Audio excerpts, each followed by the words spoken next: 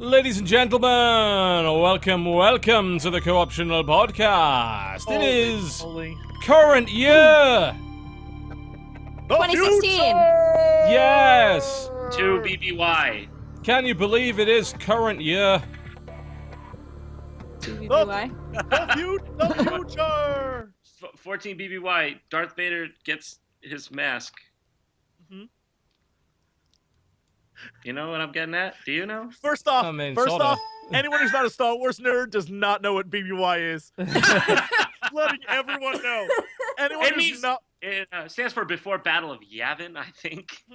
It definitely stands does. for baby, and 14 baby is That's far what too I, young. yeah. That's I was far gonna too say. young. I was imagining it as 14 babies. So 14 baby. Nope.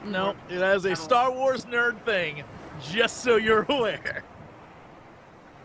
I spent the majority of yesterday, I think, reading on Wikipedia about all of the, I think the Legends stuff, the Legacy stuff or whatever, about like the new Galactic Empire and all that kind of stuff, and the invasion of the Vong and all that kind of craziness.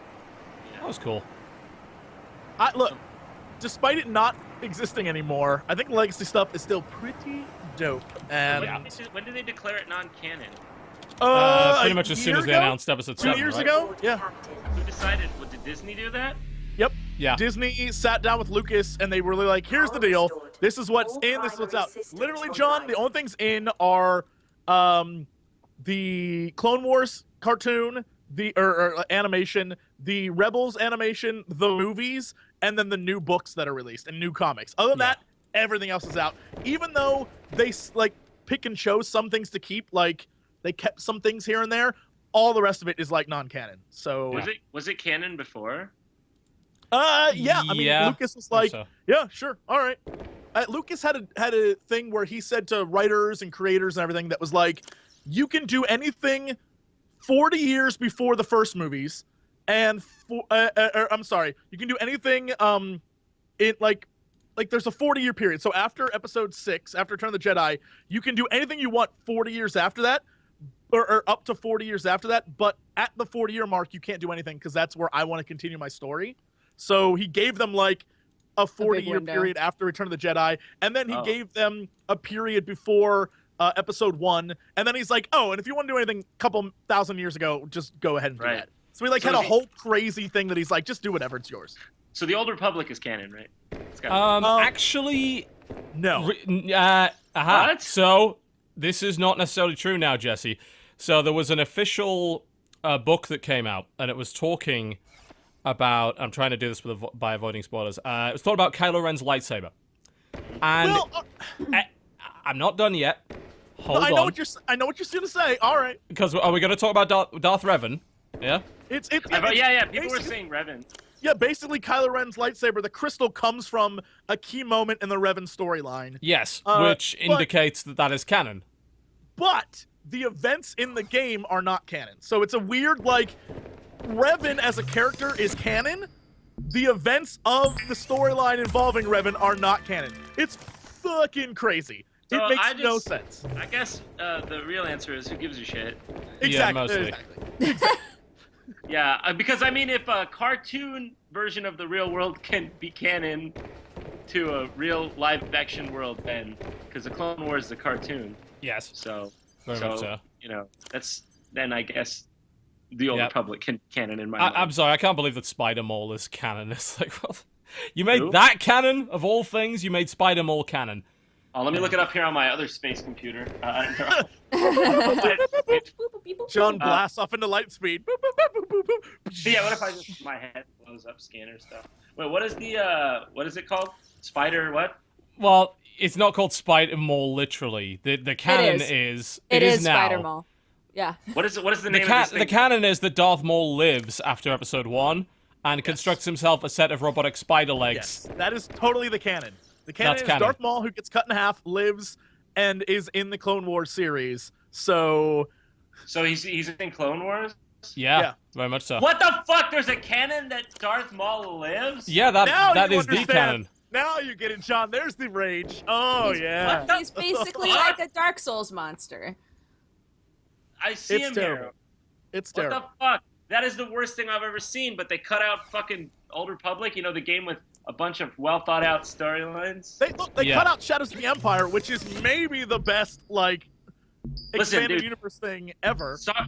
Shadows of the Empire is the most fun I ever had getting motion sick and throwing. That's also true.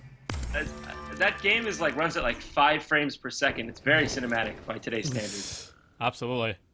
PlayStation 4 could barely handle that. You got nothing on the cinematography of that. So I never like. I didn't play the game at the right time, but I go back and it's just like it's not good to me. There are some games that are just don't stay well. It's like instead of playing Shadows of the Empire, just play Jedi Knight. You know, that is better. Just Jedi Knight. What's that for? PC mostly. Not like I did a fucking series on it. I was gonna say, pretty sure you mentioned Jedi Knight multiple times during that series. I never mentioned Jedi Knight. I think you did in your big, and here's all the other ones list, which took about 30 seconds. No, it wasn't. I see what you've done here, and I'm detecting sarcasm. Jedi Knight? No, I didn't talk about this one. Maybe it was in the montage. I'm not sure. It was. Oh, it was I in don't the think montage. Yeah, you never actually said anything about it. I think I must have just in there. I didn't play that one. Yeah.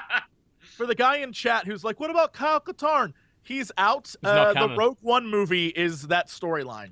Yeah. So, yeah, the Rogue One, unless he's in that movie, which would be awesome, he's not in the lore anymore. Yeah. Rest in peace, Kyle. You were a badass. Indeed. Welcome to the Corruptional Podcast. We do occasionally talk about video games. Our special guest today, whose head is 3 times larger than ours, it would seem, as needs to zoom out just a little bit, is Mr. John Tron. Welcome back to the show after a good 1.5 year absence, I believe. Has it been that long? I think it has, yeah. Thanks for having me, guys. Of course. Hope at least a couple of you out there don't know who I am, so I can ruin my reputation and it won't affect you in any sort of meaningful way. Wow, that wasn't even a joke. You don't have to give me a pity laugh, Dodge. There was like a single tear there. Yeah. Don't ruin my reputation. I want to say something inflammatory. That's what I'm here for, really. That shouldn't be a problem. I'm pretty sure we did that last time.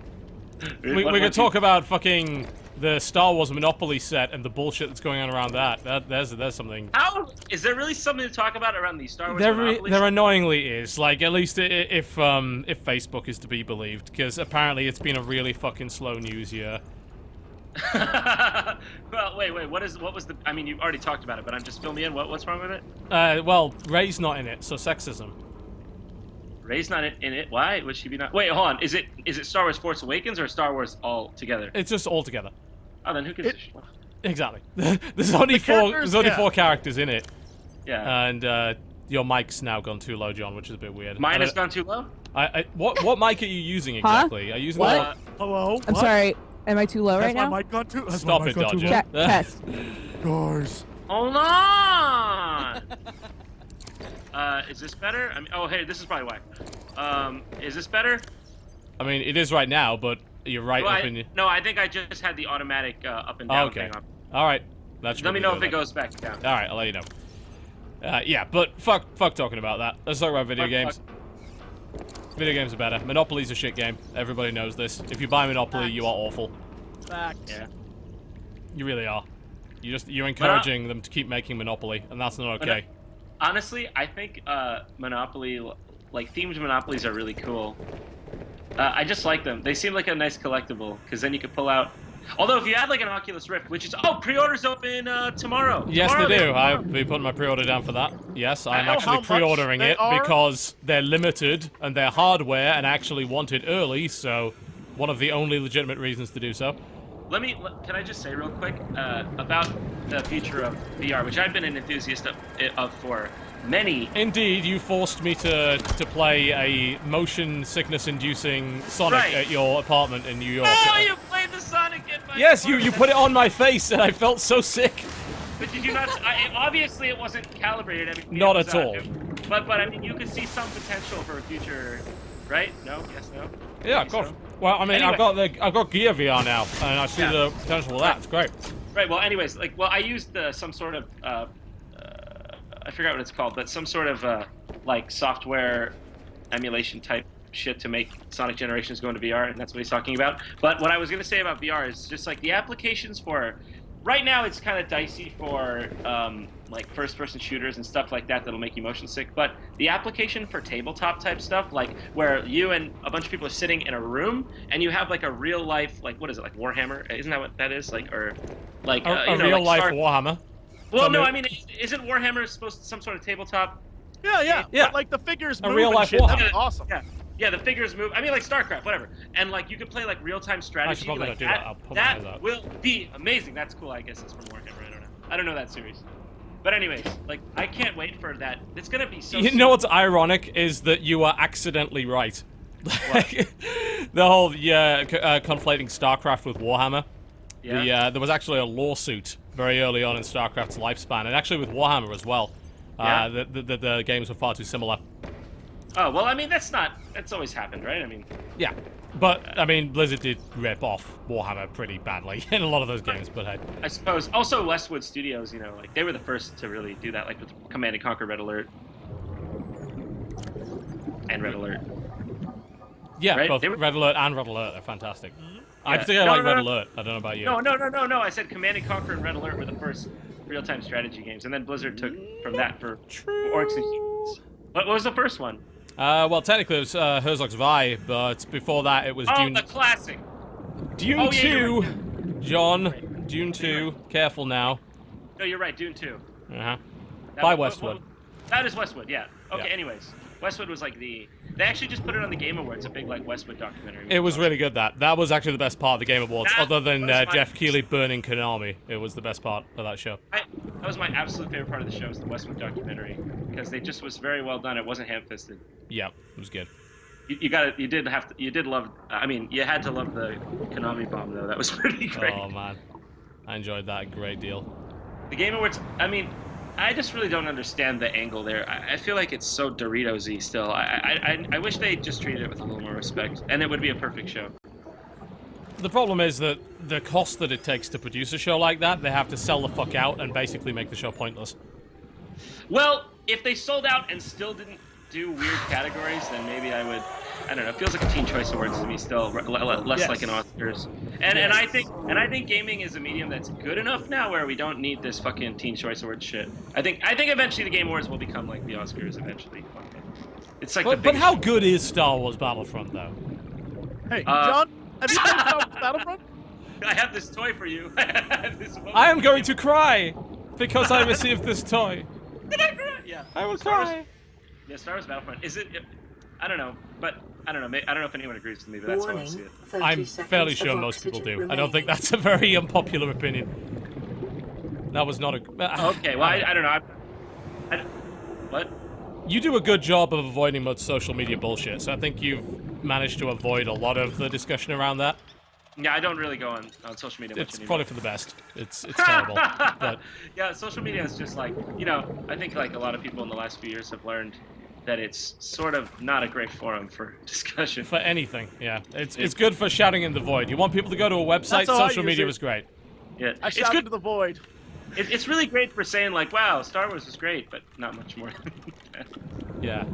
Or like share. It's good for like sharing like your videos that you make, like Yes. as a producer, but like not That so is much the like. only reason. The only reason. But Battlefront. You guys play Battlefront? Yeah, You played- it's I did. It's shit. not good. Oh, It's actually, garbage. I saw your video 10 on it. seconds of oxygen remaining. TV. I saw it. My one of my editors was my editor, whatever. He was showing me your video on it, and because we were wondering if it really was true about like the whole not featured enough scenario. Is it true that it's really like behind a skill wall or whatever you call it, where like other people have better guns and all that? It was originally, yes. It was the problem is that if you bought the digital collector's edition or whatever the fuck, the $10 thing, they gave you the DL44, which on paper is the best gun in the game, and they gave you it at rank 1, and everyone else had to wait till like rank 30. So at least in the first couple of weeks, it was like, hey, I paid $10 more than you, and I can shoot harder than you can, which Right. was pretty awful. I liked it for what I played. I own it, but I haven't played too much of it. But I guess I haven't really gotten to the point where I understand the complaints. But Well, apparently that's the problem for people who are still playing it. Is 14 million people or something crazy like that own it? That But is, no one that's plays not official figures, by the way. That was speculation by a futures firm, I believe, that Michael Pachter's involved in. We don't have any official sales figures. It wouldn't surprise me, though, if a lot of people Yeah. bought that game. The case remains, though, a ton of people own it. No one is, like, the Yeah. amount of people playing it is minimal. There's a stats website for this, actually.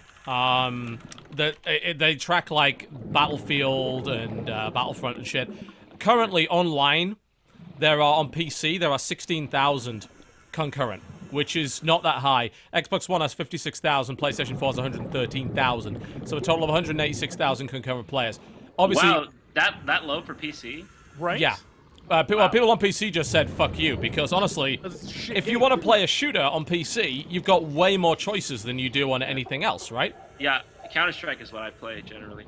Yeah, and Counter-Strike currently right now has... Oh, you can literally check right now. Yes, you can. 609,000 concurrent players. Whoa! That's Yeah. crazy. So Counter-Strike is not only whipping the shit out of Battlefront on PC, it's got 4 times the concurrent players of Battlefront everywhere. Ever. Well, it's got a 10-year legacy, so it's sort of hard to... Oh, you know what game that just came out that is brilliant and I think deserves more attention? It seemed to get swept under the rug, but I've been looking forward to it, is Rainbow Six Siege. Yeah. It's great. It's great. That game is amazing, amazing, amazing. It's how games should be made, I think. If only Except- the online shit worked and wasn't laggy as hell. Yeah, it's weird. shit's a little broken right now. We've actually had to take a couple of days off with our regular group because we were just sick of the servers fucking up. But, like, we love that game. We need them to fix those servers. Yeah, you know, the only problem I have with it is this stupid renown system. I just want the people. I paid for it. What the fuck? It doesn't really take that long to get them, though. Like, I want them! I have played Ash 100 times and I'm sick of it. But if you played Ash 100 times, you really should have renown for everything else now. not Yes, John. I played it for 2 days straight and I only have 3 guys. Really? Yeah. Have you played any of the situations, the single player? Because you get a shitload of renown from that. No, I'm playing the multiplayer with my friends. With my friends. You should, drop into the situations. Like, spend an hour doing a couple of situations, and you'll have enough renown for way more characters. Get it All right, really I'll quick. get into a couple situations. Oh, you're good at getting into situations. When you go into the club, you are known as the situation. So I'm told. The situation. Just put on some orange spray tan. You are the situation now. This other freaking guy. Of course, Polygon gave Siege a 6 out of 10. They don't know what they're talking about. No, I went to Metacritic and it's got like a yellow score, and I'm like, really? But y'all gave like. Polygon probably knocked it down. Like, there was a really bad review of it by, like, Hardcore Gamer magazine or something like that. And, like, you are... Yes. Yeah, sure, you are hardcore. Yeah. They were going on about the lack of depth in a multiplayer Yeah. game that has a It's shit like, ton of really? depth. It's amazing depth. Yeah, it's got loads of it. Kidding me? I think it's like, honestly, it's probably the most fun I've had with that kind of game since Counter-Strike. Yeah. Counter-Strike. No, but seriously, I think they did an amazing. And I just think it's so weird that all these like kind of random, like not random, overhyped games get these great scores, but like this game that's so original and new. And it's innovative, like, yeah. what happened? I can't even believe it. Actually, maybe because it's Rainbow Six. I don't know. I don't know, it's strange that I think a lot of critics are like, oh god, we want innovation, please give us innovation. And then they get given innovation and they shit on it. I mean... Yeah, I couldn't believe it. I thought it was just a fantastic game. Like, I mean, just for the innovation alone. But it's not even that. The sound design is good. The graphics are out of this world. The map design is great. I fucking love the sound design of the game. It's so good. It's like, I remember playing FPS a long time ago and being able to hear people's footsteps, and that, like, is now a key component of the game. Like, because that's Yeah. how you know where people are. And there's even, like, little bits of detail. Like, if they're on a wooden floor above you, dust falls down from that floor as Really? they're I walking didn't on even it. know that. Yeah, it's I so fucking cool. And like I like how like if they do a satchel breach or something like that in the distance, you hear like a brrr. Boom, It's like Yeah. big bassy thud. Yeah, incidentally, fuck Metacritic. All these critics are like, oh god, we want innovation. Assassin's Creed Syndicate Yeah. has a higher Metacritic rating than fucking Rainbow Six Siege does on Yeah, PS4. seriously. Yeah, you want innovation. Yeah. Yeah. Also, Metacritic. Also, like, personally, like, I like Dragon Age Inquisition, and that game has like a negative 6 billion on Metacritic for some reason. That's from like, I don't user know- scores, though. Like, you Yeah, can't pay user- attention to user scores. I guess you're talking about critical reviews then. Yeah, mostly critical reviews. Yeah, Like, 'cause maybe I think, so. I don't know what Rainbow Six Siege is like in terms of, its user reviews. Because I imagine it's going to be, like, split right down the middle. Because there's people that leave reviews like, oh, it's a shitty $60 multiplayer-only fucking Ubisoft game, so I'm going to rate it a 0. Worst game ever, Yeah. am I right? And, like, those reviews aren't worth anything. But then again, Sure. the 10s aren't worth anything either. You know, it's Yeah, I guess you're right. it's really hard to figure out what's good and what isn't. Like, I think that Steam maybe does it a bit better, where they just let you say good or bad. Like, they don't give you a scoring true. system. They just said, I liked it or I didn't like it. The number scale's flawed. It needs to be thumbs up, thumbs down like YouTube is. Which, Yeah, I think so. Well, I mean, there's a reason YouTube eliminated all of the other scores, because the only scores people used were 5 and 1. Exactly. They're Actually, pointless. yeah, actually, there was this one interesting thing I saw where it could also be listed as a bar graph where it shows, like, the spikes. It's kind of hard to explain, but that was even a better system than what they do, which is just a static number, which means people are trying to get the score up or down. Yeah, they're trying to deliberately manipulate it, so Yeah. they rate it the lowest possible because they feel like they have to hurt the overall score, which of course invalidates the score they gave because they didn't give an honest one.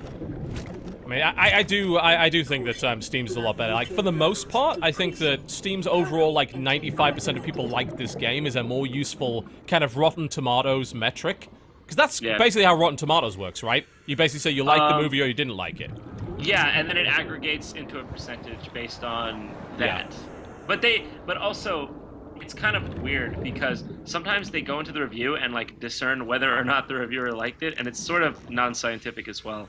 Like, unless because I think some reviewers don't even give a score. I'm not sure actually. Yeah, some reviewers don't. I know Metacritic is really bad about interpreting people's scores. Like, if you use a 5-star system, they interpret it on a 100 scale, which means that 5 stars equals 100%, which is not the same thing at all. Yeah, it's a little bit different. 5 stars means more so like, well, I guess it's the same thing, is it not? I don't know. I think if you used a 100% scale and you gave something 100%, then I would expect that game is perfect. But if you if you only used 5 numbers and you gave a 5, I wouldn't assume that you meant the game was perfect, because then you'd never give a 5-star to anything, right? I guess, yeah, because the 5-star system's kind of iconic. I don't know. It's hard to say. Rating scales are just sort of weird. Yes, yeah, they are pointless and stupid. Depth of conversation. No, I'm laughing at. I saw somebody who said, "I can't see John's mouth," and then I looked over to look at the feed, and it was literally like. He's nice and close again, yeah. Like that much of your face. It was really funny. Is that better? There you go. That's better, yeah. Okay, I didn't know. I thought you could see the whole. You get, like, do like to really- lean in. Awesome. It's a very sensual experience, you know. It's very He wants to personal. be intimate with us. Yeah, Makes absolutely. sense. Yeah. You can respect that, definitely. I'm trying to get the blow dart submerged out of water look, you know. Yeah, you getting that? You definitely Wait, get what? Oh, okay. You know, Oh, come on! You know what I'm talking It's all like this. You pop up then Blow dart. There you go. He Yeah. knows. He knows. with Eminem. I got you. he gets it. M&Ms suck yeah. in this country. What the fuck is wrong with you guys? Why do you make guys M&Ms? complain about every sweet candy. Because you're ever. bad at it. Like, as a Just country, Fucking. you need to take responsibility for this. Why don't you go eat a McMillan nugget or whatever? Macmillan nuggets. Whatever the heck is over there. What? Come on! Yeah, Go eat a McMillan nugget. Yeah, So- Yeah. Nugget. Why don't you go eat a Birmingham truffle or whatever the God shit you eat, huh? Huh? Birmingham Goddamn. truffle. Oh god, I think you can ask for a prostitute for that. Actually, it's like, give me a Look, I Birmingham truffle. That'll be 50 quid, love, for Birmingham I just truffle. know in the next couple years, I'm probably going to be living in England, and then hopefully, God willing, I won't ever have to hear somebody be like, "All of your chocolate sucks," ever again. No, Ever no, again. It'll all turn your- into them giving me sweeties and being like, "Aren't these good?" And I can say, "Yes, very good." And then the conversation will die. And then I just don't have There to you go. hear it again. Problem No, solved. it'll be like, I bet you don't have stuff like this back home. You'll get a lot of that. You got a So lot of that, enjoy. yeah. That's true. That's very true. You'll probably start hearing things like, everything sucks and it's rainy. More too, right? No. Is that your English accent? Please. British accent, love. Oh, grab. Mrs. Doubtfire, are you? I don't think we use the word "sucks" really all Oh that my much. God. Like, not colloquially, no. Speaking of, can I officially co-optional style tell everybody my announcement since we're Yes, talking about England? you may. So my life right now is a series of extremes.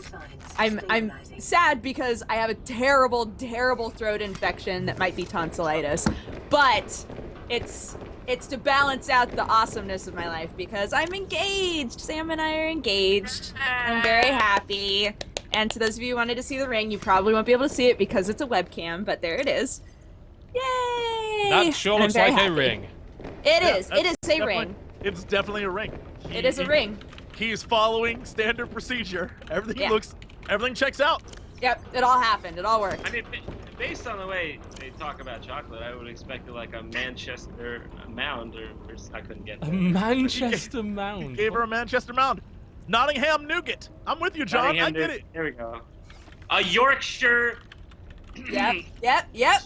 Yam. Go on. Yep. Wait, hold on. I have to admit, Hershey. A Yorkshire taffy? Congratulations. Thank you. Congratulations, seriously. But I have to Thank say, you. you're right. Hershey's chocolate's not as good as like. But don't buy Hershey's. Hershey's awful. Yeah, don't buy Hershey's.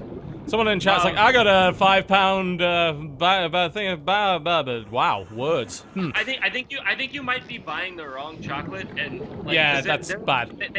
They have higher end chocolate. Hershey's doesn't They really do. make it, or at least, Yes. or they do, but like the higher end stuff is the stuff like the Lindt chocolate. Those are like really good. Lint. Yes. Lindit. whatever. Wow, lint. I Yes. don't know how to It is say lint. it. Lindt. Yeah. Excuse me. Lint, as a chocolate snob, Lint is like the lower end of decent. Holy shit, dude! Can I have some of the higher end chocolate that you're talking about? Yes, It's pure cocaine. okay, do you want me to tell you where to go to get fucking the best chocolate I've ever eaten? I will tell you. I'm just gonna stop that. That is the Lint Do- people do you want- calling like John. Rude. John, don't Do you want to know? So unprofessional. What I the can't fuck? even believe. The Lint- He's the Lint late people and are then he like, leaves his John, phone on. My oh, god. God. As I No, it's- nonchalantly no, go to check my phone, like, God, so unprofessional. No. My lord, wow. I John, didn't. you're so I didn't. unprofessional. I didn't leave the phone on. It goes through my fucking Mac. This is what you get for using a Mac. Yeah.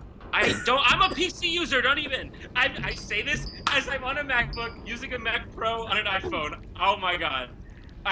We can tell. We can tell. Hold on.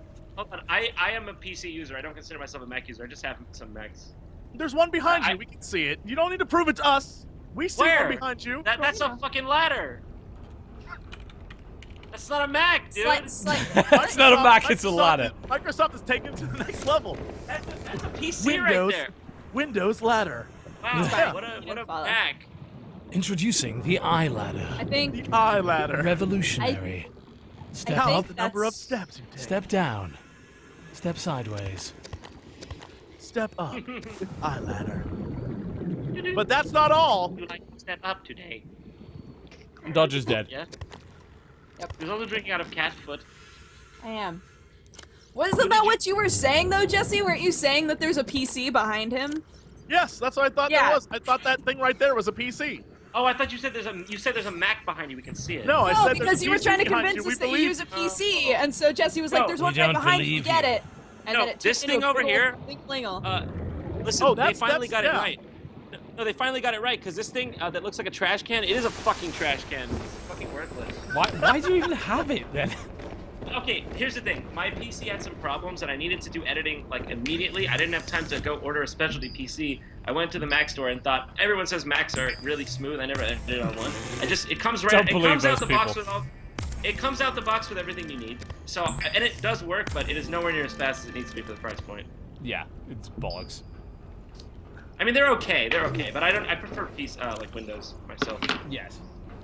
But yeah, back on the subject of awesome chocolate. If you want awesome chocolate, and I'm going to crash this website because I do every fucking time I talk about it, NormanLoveConfections.com. Go there. Sorry, what? NormanLoveConfections.com. Look at how gonna beautiful these fucking chocolates are, and then consider that they taste even better than that.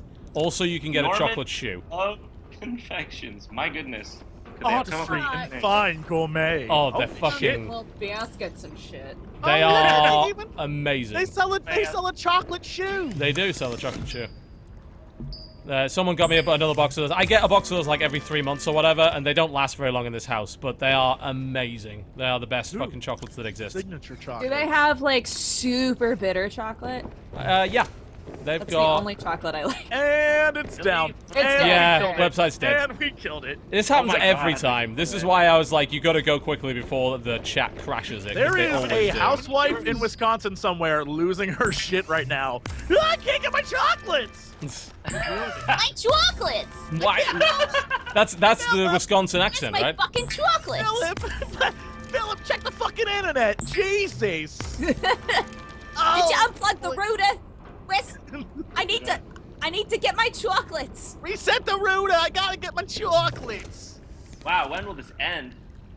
I don't Bit know. will never. This is a bit, John. It doesn't end. This bit has literally gone on for years now, so never. Oh, dear. Website's dead. That's 3 websites we killed today already. All right, let's talk about the games that we have been playing this week. Why don't we start with Dodger? Because I know you've been playing a bunch of stuff on stream with Strippin. Yeah, we finally, so both of us had kept ourselves pure from Until Dawn spoilers. We knew nothing about Until Dawn. We had seen, like, screen caps, so we knew what it looked like. Yeah. But we didn't know anything about the story, nothing about the characters, nothing about anything, right? So, when I was going to be going over there for like 2 weeks, we were like, oh, we should definitely do some streams together. We should definitely play Until Dawn. Because neither of us had ever played it, and everyone was really jazzed to watch us play it. Everyone is a relative term. I Well, wasn't. you have been pissed off ever since we played it, because apparently everyone is complaining to you that we're bad at the game for whatever reason. Like, Jesse, as the Dodger owner and of Sam are Until so Dawn, bad at Until Dawn. Thoughts? as a member of the Grand Council of Until Dawn, I was highly disappointed in your performance, but We did, like, pretty okay until a point, and then I started to panic every time there was a QTE. Like, it would be like, Sam would do a QTE and bork it, and then I'd do it and nail it. And we were like, all right, cool. And then I would mess one up, and then he'd like, do it instead, and he'd nail it. And we were like, okay, we're, like, a pretty good team. We're doing all right. And then we had our first death, and it was very sad because it was literally, like, one button. Like, if we had just nailed one button of the QTE, it would have been fine. But no, and we were like, all right, let's bounce back, bounce back, bounce back. And we did all right for a while. And then spoilers, we got real bad at the end. But Yeah. we're, There were not many people alive by the end of that game. There were not. But I love that final fortunately- decision you made as well that also murdered somebody. That was great. Oh my god, it was bad. We're gonna be putting, anybody who wants to watch it, we're gonna be putting up the whole thing on YouTube. But yeah, it was really fun. That was a really fun game to play with another person, and I'm sure Jesse felt the same way, like playing it with I a group played was it with Jen interesting. as well, and it was more fun with another person there, which For is weird sure, because because it's a you're very like single-player panicking game. together. Yes. it's a horror movie. Despite what it is as a game, it's a horror movie. Like, Yeah, it's and horror movies are always more fun when you watch with other people. somebody else, yeah. Yeah. Yeah. Yeah, it was really, really fun. And it was also, everybody was expecting me to freak out and be scared playing it, but it wasn't, I don't think not that a it was scary like game. a scary game. No, it's not. It was like a stressful game, Yeah, right? It was a stressful as stressful shit, game. yeah. set I in, don't a like horror actual movie horror world. games. Like real horror but- games, I don't like them. But Until Dawn is barely a horror game. Like Until Dawn is horror in the way that Scream is horror. As in, it's not. It's a slasher thing with a little bit of supernatural shit in it, and you know that's all it is. Yeah, it was really, really fun. I'm really glad that we played that. I highly recommend it to people. I think that it's really fun if you like games where you get to make choices and you want to see those choices really matter. Like Until Dawn, I think, is a really good example of that. There were lots of things at the end. There were a lot of like the butterflies and the list of butterflies, like things that you can affect in the game. Mm-hmm. There were a decent number, well, not a ton of them, but there were like 3 of them that we never even experienced because the people who were involved in them were dead. Straight up Whoops. died? Yeah, they died. So, yeah. So it was really cool, and it makes me really want to play it again. The problem really bad. as much as I love that game and think it was like my sleeper hit of the year, the one thing that going back and playing through it all over again and doing everything right, like having gone through and murdered everyone, and also gone through and saved everyone at this point, Yeah. having done all those things, it hit me that 90% of that game is false choice. Like, it's all, you think something's gonna happen, but nothing results of those choices. And so Interesting. there's only like 5 or 6 major key moments in the game that can screw everything up. Other than that, except for QTEs, it's hard to fuck that game up. Like, you really have to be awful to screw that game up. Like, you have to be one of the worst gamers ever to be bad at that game. Right, Dodger? Did we just come to an impasse? I feel like someone. Yeah, we need to hammer the X button to get out of the impasse. Help. Yeah, I really enjoyed it though. And more than like wanting it to affect the game differently, there were characters that I was like, I wonder if this character had stayed alive longer, if I would have enjoyed them or liked them more. I hated, I think, almost everybody in that game. Maybe everybody. I don't think I liked a single person in that game. Aw, not even Sam. I Oh, liked what? Sam a lot. Everyone's like, Sam, you gotta save Sam! And people like got legitimately upset. Like, what He's wasn't the cheerleader. Save the cheerleader. Save the cheerleader to save the game. world, quite literally. Yeah, it's. Game.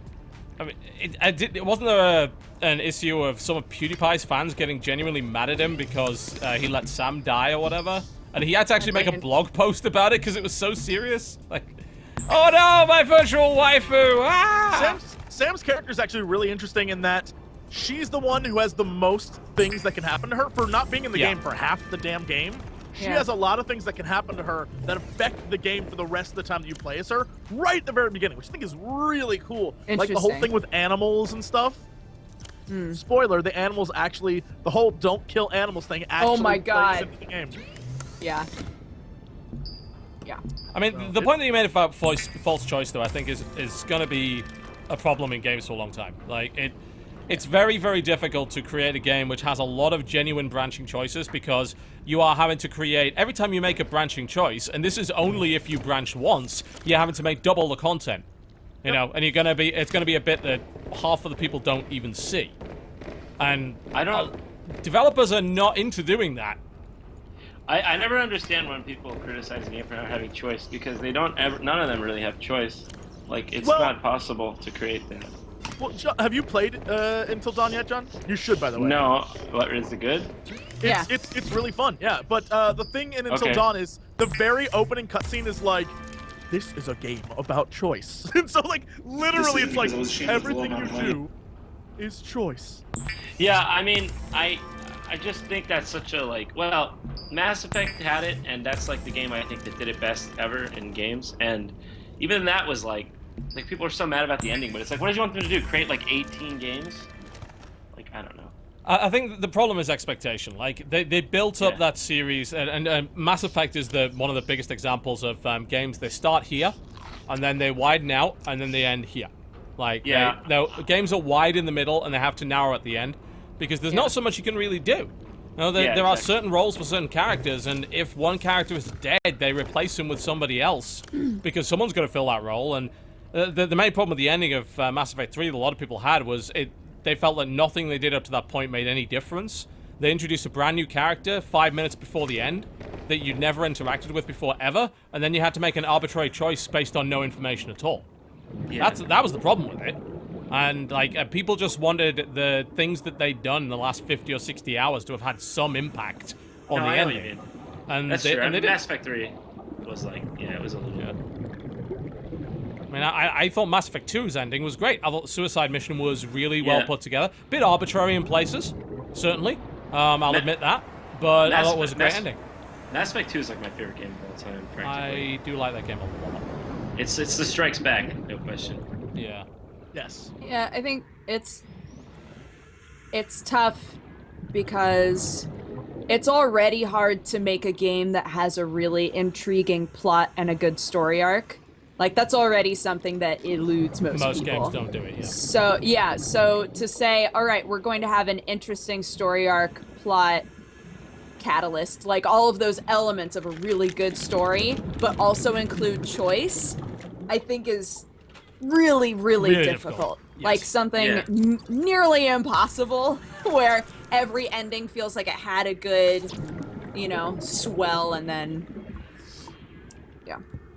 Yeah, and a lot of it comes down to, this is the case in like a lot of the Fallout games. They have a lot of endings. Like, hey, you got 300 endings, but a lot of those endings are just like, we're going to show you little cutscenes that are kind of all glued together. It's like, oh, here's what happened here. Here's what happened here. Here's a bit of text that said, oh, this thing that you did 30 hours ago, it had this impact, and that was kind of the end of it. Yeah. Yeah, I don't know. It's hard. It costs a lot of money, too. Yeah, it's definitely like, especially with a team that big, making those decisions. Yeah, I mean, when you're making a game that's like premium, like Until Dawn, where you have good quality voice actors for the most part, good quality scripts for the most part, and good quality graphics running on a toaster, then you can't, every extra piece of content that you end up making that your regular player doesn't see in a playthrough is going to be viewed by a lot of developers as wasted money. And your budget's only so big. I think Until Dawn did a decent job of it. I think it's a better David Cage game than David Cage has ever made. Yes, it's the best David Cage game there ever was. Yeah, and I say this as a staunch Cage. defender of Heavy Rain. Yeah. I think it's much better than Heavy Rain. There's no doubt about that. Yeah. You know Will what it game? be better than Detroit? No, TV. I would imagine it probably will be. You know what game that is just so like everybody? You guys probably like it. The Witcher 3. Why does everybody like that game so much? I just Because it's great. What don't you like about it? Game. I just didn't understand the hype on that one. I just don't get it. I think it's okay. It's pretty good. Like, I don't understand any of the Witchers. Like, Well, they just... you just have to be. It's an RPG. You just have to be into. It's like some RPGs people dig and some they don't. It's just Well, let me put it to you this. I'll put it this way. I felt like every mission was the same. Like, you just use the Witcher sense and you like walk around, and I get dizzy. Like, I don't know. Looking at the fucking ground for a red speck every fucking mission just got me a soft wiener. I don't know. got John a soft wiener. Like, I prefer. I don't know. Like, I just wanted to be I want to understand from somebody who likes the game what's so great about it.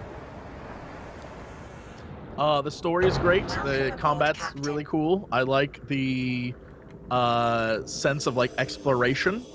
I dig the hunting for stuff. I think it's like a cooler version of what they did in Batman, for example, in the Arkham games. Like, I don't know. It's just one of those games that I dig. I love it tremendously. So. I guess maybe I just wasn't in the right mood or something. Also, I guess maybe the setting I didn't like as much. I mean, like there's a lot of stuff I respected about the game. Like the graphics were really good, and like the facial graphics were like out of this world. They were really good, but like I don't know. I just maybe it got too hyped up for me or something like that. Because people were saying like it's the best game. No game has ever come close, and I was just like. And I was just like, I would rather just be playing Ocarina of Time or something. Like, I don't know. I guess the games have just gotten so big. They're just so big now that I'm like, where the fuck do I go? What do I do? What? Yeah, you're just a. That's how you're I just feel a. with most open world games. I think with Witcher 3 because I'm the same way. Like Skyrim stressed me out. Right? Like games that have like a huge open world. I'm like, I don't know what I'm supposed to do with myself. But with Witcher 3, for me, what was engaging is that. I loved the characters in the story. So if you don't find the characters in the story interesting, there's going to be nothing propelling you to continue to, engage with the world and find cool quests and stuff. I guess. I mean, I just felt like it wasn't going anywhere. Maybe I don't know. I don't know. Maybe. Well, there's so much going on, and so like it definitely goes someplace, but it's a huge game. Like it's a mass. Like this is like a 120-hour time sink game. And if you're saying that you love Ocarina of Time stuff like that. Then it's a vastly different RPG than what you love.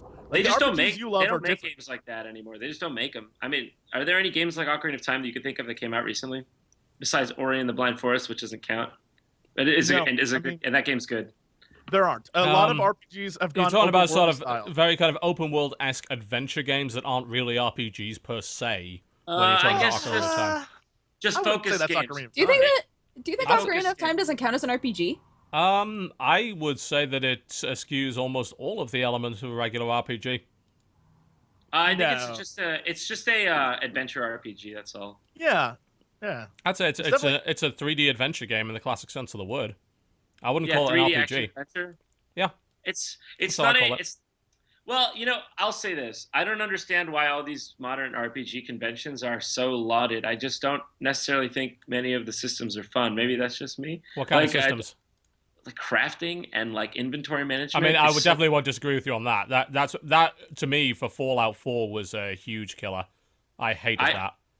You will agree with me, you're saying? Yeah, I will agree with you on that. I Oh, don't- yeah, no.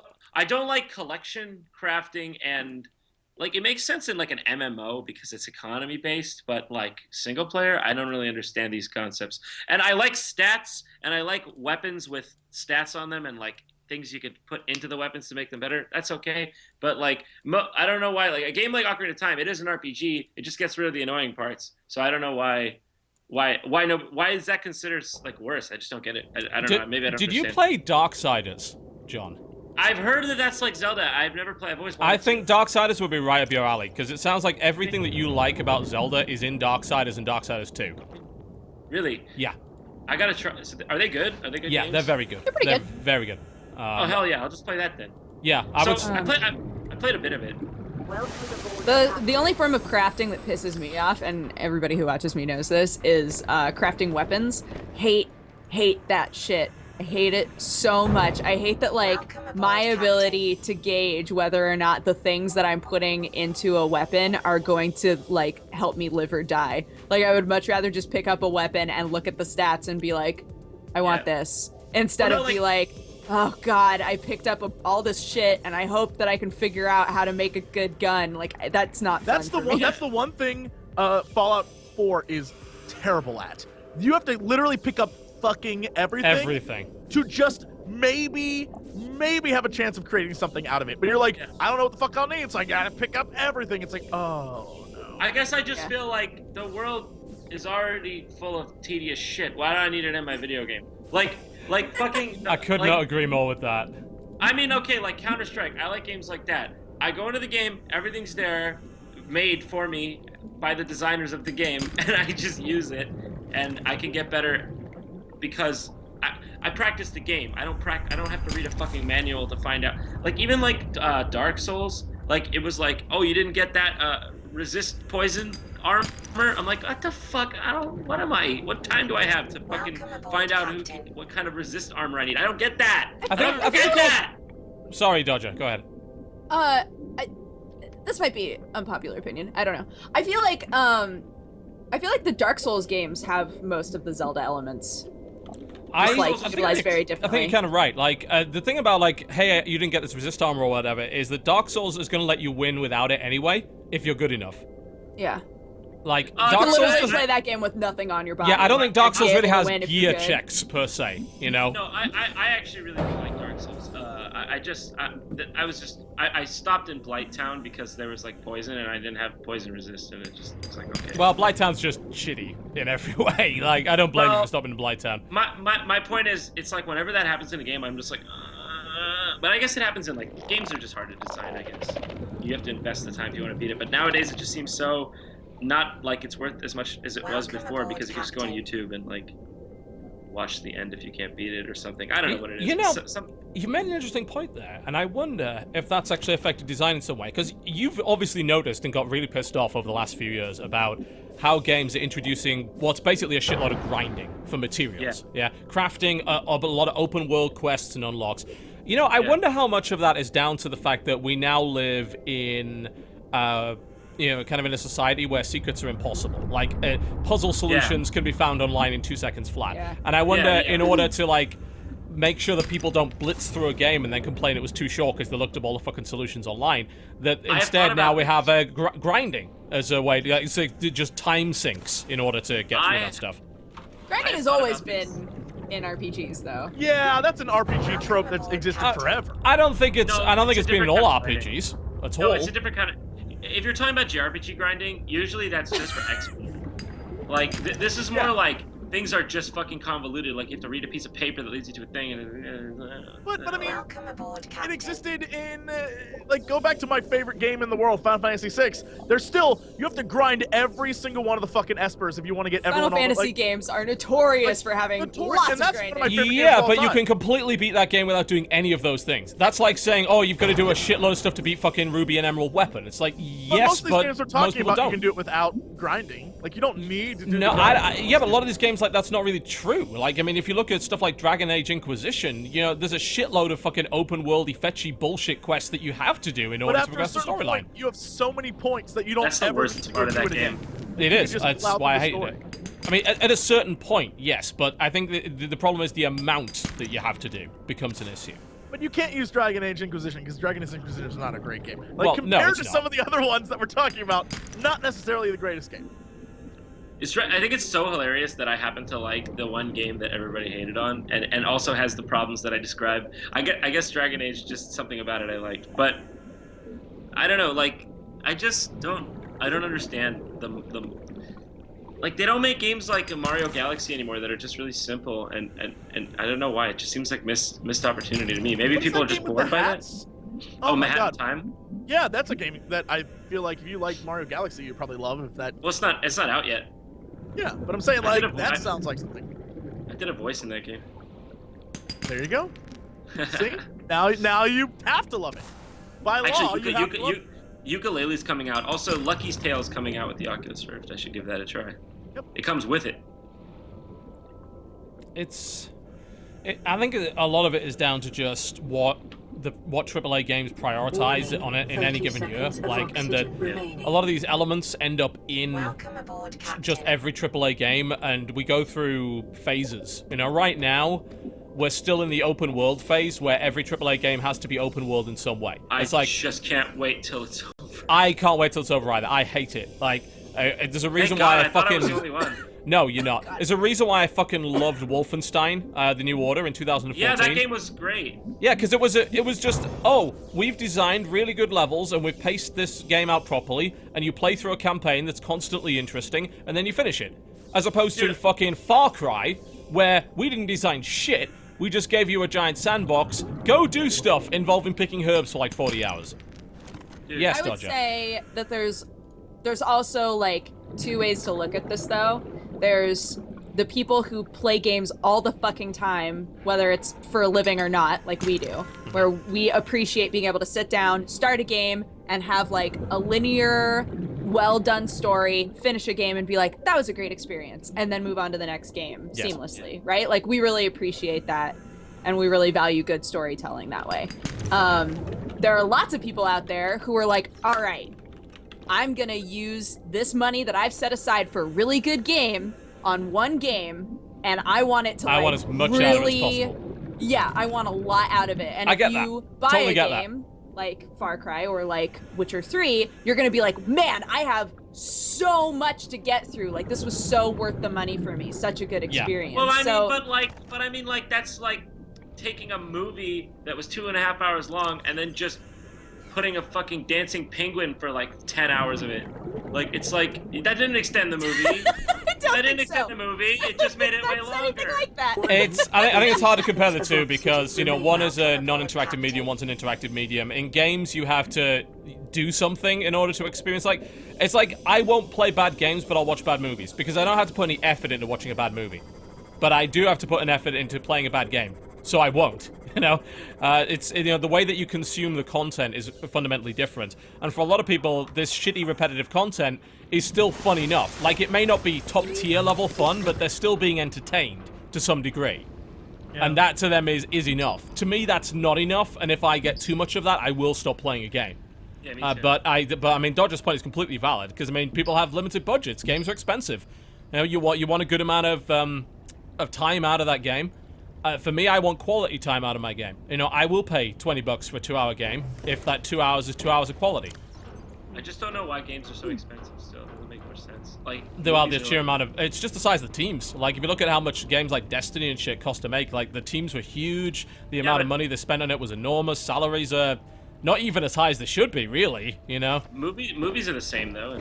I guess maybe game sales are less than film sales. I don't know. I mean, it can be. It's just, I think it's the way the movies are experienced. Like, the movie model is, it comes out in cinemas and you pay money to see it once. Like, in a place that you have to go out of your way to go to. Like, for games, when I buy this game, I can fully expect to be able to play this game 5 years later and it be maybe completely different because someone's modded it or there's some other crazy shit. Like, the value proposition is nuts. I mean, really, the value proposition for going to see a movie is actually kind of shitty if you think about it. Yeah, also, like the like inside of like the actual purchasing of a theater, like the theater purchasing a movie in order to show it, then the way they get their money back isn't through the tickets, through everything else that It's they through sell concessions. you. Yeah, So they don't keep the make tickets much relatively the same in order to get you in, and then the concession prices are jacked the hell up. Yeah, that's so true. that's where they make their money back to. So it's all like a weird scam. Well, this is currently happening with games as well. You can argue that the reason that DLC prices are the way they are right now is because no one is going to accept the price of games going up. And as a result, they've got to jack up the concessions. And in the case of concessions, they're like microtransactions for skins, season passes, DLC practices, subscriptions, premium plans, etc., etc. You know, those are their popcorn, as it were, I guess. Yeah. I mean, I don't know. I don't really. Yeah, I see what you're saying. I don't know. I mean, games just cost a lot of money to make. It's okay. It's okay. You've finally become an old man. Welcome to the club, John. Welcome. What do you mean? Nice to have you here. What do you mean? Video games these days, I don't understand. You finally No. Boy, No. dear. No, it's not. No, it's not that. John, it's nice to have you. I'm glad you're with me on this one. No, it's not that. I understand that a lot of it is nostalgia blindness and there's a lot of perspective, but I do think that I don't understand why linear story is taking such a downturn. Like games like God of War, Bayonetta 2 even, that's like the only game I could think like that came out. Bayonetta 2 is great. And that Fucking game's love good. Bayonetta 2. I'm just saying, it's not like open world games should go away. Skyrim's great, but like what the fuck, doesn't need to be every single game. It's just This always like I happens said- though. Like, I mean, open world games being big is the same as MOBA games suddenly being big, and you know, Or MMOs that being big a few MMORPG, years yeah. ago. Like, it's just there are swells of a certain game type where everyone says, "Oh, this is what people want" because they love Yeah. that game, right? You're right. I guess I And just really then- don't like this fad. Yeah, we're also in a big franchise spin right now because a lot of the big open world games that are out are sequels to games that came out when open worlds first started to be big. So like Yeah. we're working with that as well. Yeah, and main game development cycles are as long as they are, and people keep on like, oh, Assassin's Creed comes out every year, COD comes out every year. Yeah, COD comes out every year because there's 3 studios rotating, you know? Yeah. Making a COD game in a year is not really possible. They rotate studios out to do it. Assassin's Creed does not use the same team for every game. You know, Dark Souls even doesn't use the same team for every game, for God's sake. Making games takes a long time, and as a result, is very expensive. So you are going to run into those situations where the games industry is like behind. I mean, you remember all of the big MMO glut that came out, the big budget MMOs that all fell flat on their face? Because they were chasing a market that was 3 years old by the time those games came out. You know, they were dealing with market realities that were already out of date. So when Old Republic comes out, having spent the most money on pretty much every video game ever, expecting to be a WoW-like success, they might have had that game come out 3 years before that, but at that time, it would never have happened. And that's why WildStar failed. WildStar's like, oh yeah, everyone wants the vanilla style of WoW raiding. No, actually, they maybe wanted that in 2008, 9 maybe, but they don't want it now. You know, that people have moved on. And this goes like the games that you were talking about, John. Like, Ocarina, like that time period, the games that you loved, that was also a fad at that time. So you had like, you know, Mario and that. When everything went Kazooie 3D and Jak became the Daxter 3D adventure game. Sly Cooper, and like yeah, all those games. I so- thought about that. Yeah. That is now a genre that's not really produced to that extent. You know, that the action adventure genre, I suppose, is now more of the Tomb Raiders and the Uncharted's, and to some degree the Last of Us, which all have fucking crafting and they're all like highly cinematic and they have vehicle sections and stuff like that. There are just less games that are made like that at the moment, and games like Yooka-Laylee, as you mentioned, are kind of trying to revive that genre. And we've seen successful revivals. Like, I think over the past few years, I think we've seen the CRPG, that being like Baldur's Gate, Icewind Dale, etc. Pillars of Eternity. That was a great game. Yes. I haven't played it. I haven't played it all, but like it's just really cool. Well, playing it all it's a long game, so it would take a Is long it time to long? get. Yeah, I mean, it could give you like 200 hours, I think, at the extent. What? It's crazy long, but The amount of stuff you can do. Yeah. But I think it's because like Kickstarter basically revived that genre, right? Because you had Wasteland 2 come out, which was fucking great. Pillars came out, which was great. Divinity Original Sin came out, which was great. Shadowrun came out, which was great. You know, and those are like 4 big games in a genre that was before that kind of dead.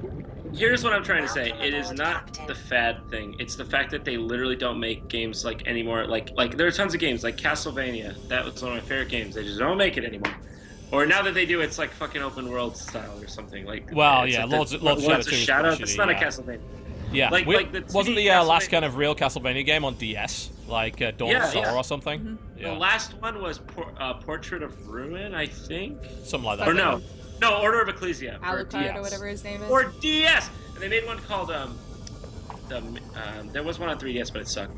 It was like Lords of Shadow, and it was like ran at like 5 frames a second. Oh yeah. The Lords of Shadow port was crap.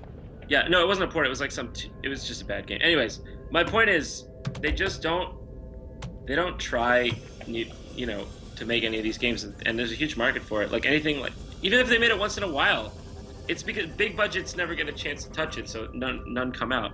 I don't know. It's just weird. I just think I miss games like Castlevania. I just want another one. Seems like you should play Axiom Verge. No, I'm with you on missing games that I want. Look, I just want another good Final Fantasy game. That's my life. That's where I live. That's where I live. Okay, when did it become so unpopular to make a game like Final Fantasy IX? That game was one of the best games I ever Phenomenal. I love 9 too. Yeah. 9 is so unappreciated too. The thing is, like, I'd make the argument that back then, games like Final Fantasy IX, etc., were the open world games of the time. Like, there were, you remember, I'm sure, a long time ago when people were writing, there are too many fucking JRPGs. Like, the people were like, this is ridiculous. There are way too many. Because Final Fantasy VII was so fucking successful, so everybody was like, oh shit, JRPGs have an audience in the West now. Let's put every one of them out. Always there. happens, yeah. Yeah, and then people got burned out on it. You know, and people are going to get burned out on open worlds as well. There's no doubt. They're already getting burned out on it. People they get burned out on genres, and it goes through cycles as a result. Well, here, Kingdom I'll Hearts just say 3, this. though. Wait, let me just say this. Have any of you played Xenoblade Chronicles X? No. No. I haven't played it, and so I'm not qualified to speak on it, but I've played Xenoblade 1. But I'm going to. Well, I played Xenoblade 1, and it looks like pretty similar. It was on Wii, right? Yeah, it was on Wii. Yeah. That game is like just a giant open world planet with like monsters on it, and it's like, good luck. It's like, what? That's a game now? That passes for a game? I just don't understand this design philosophy. I think the Persona games are a really good example of a that current game is great. JRPG. That game is fucking amazing. Persona 4? Yeah, That's a Persona good 4 game. Golden. That was good Yes, shit. I love spent that game. so I much love time it. on my Vita, literally You know for that what? game. I got the true I'm gonna go ending. back. I spent all the time getting the true ending. I don't know how you I- did that, man. I have It took a lot of work. I gotta go back and play that. That's what I want to play. You just reminded me of what I want to play. Well, Persona 5 is what, out in 2016? I can't wait for Persona Oh. 5! Every trailer that comes out, I'm like, ah! I'm avoiding the trailers now because I don't want spoilers. I know. I don't want to know anything about the game moving in. All I know is that they have the best looking aesthetic of any game ever fucking made, and I am very excited to play it. Persona's a weird example because Persona has very JRPG-like battle mechanics, but Persona is fundamentally different from a lot of those games. Like, the introduction of the social element to Persona is what made it stand out, you know? So I'm a huge fan of that. All over that. I don't know. Everyone's break- saying that Bloodstain is the game John should. Yeah, look at. Bloodstained is the game by the guy who made like Castlevania. spiritual successor of Yeah. Castlevania. So the question is it gonna be a good one or is it gonna be a Mighty Number 9? You know, is it gonna actually, We won't know disappoint until people? it's out. Wait, what happened? I was so disappointed What by happened? Mighty Number 9. Holy shit. What happened with that game? just- I mean, it's still coming out. It just doesn't, like, I've played it several times at, like, events, and it's just, like, it's not good. It's not a good game. It doesn't look like what they promised it would look like. It doesn't apparently feel like what they promised it would feel like as well, you know? I remember them seeing the first pieces of, like, here's an in-game render. I'm like, wow, that looks great. And then I saw the trailer, I'm like, This looks 5 years old, minimum, you know? Wait, is that game out? No, not yet. No. No. There's The been a lot last of time I footage played out it there. was at E3 last year, and it was like it's not. I think everyone going in wanted like an awesome, better-ish Mega Man game, and it's Yes. not that. Like Yeah. it's not that. It does not play like a Mega Man game. There's It doesn't feel. I think if it just felt like a Mega Man game, it would have It's done not at wonders, but it doesn't. Yeah. everything's time trial based. Like there's a weird time system and things. It's like, oh no. Mighty Number 9 should have been what Shovel Knight is. No, Shovel Yeah, Knight is a game exactly. that feels like an old school platformer in every way. And Mighty Number 9, my impression of it anyway, based on what I've seen, is it does not look like that. It looks like some crappy 2.5D side-scrolling platformer that was made by a random indie company. You know, it doesn't look like a Mega Man game, it doesn't feel like a Mega Man game. And the problem is they shilled it as a Mega Man game. That's the only reason it got funded, because like, this is the real Mega Man, guys. And it's not. It doesn't look like it is at all. Yeah. It's filled with erotic violence. Yeah, I agree. Erotic violence. Oh god. That's what I want my Mighty Number 9. That's what let's I take- want in my Mega Man games. Absolutely. Let's take a break. When we come back, we'll talk a little bit more about the games that we have been playing this week. You are watching the Co-optional Podcast. Do not go anywhere.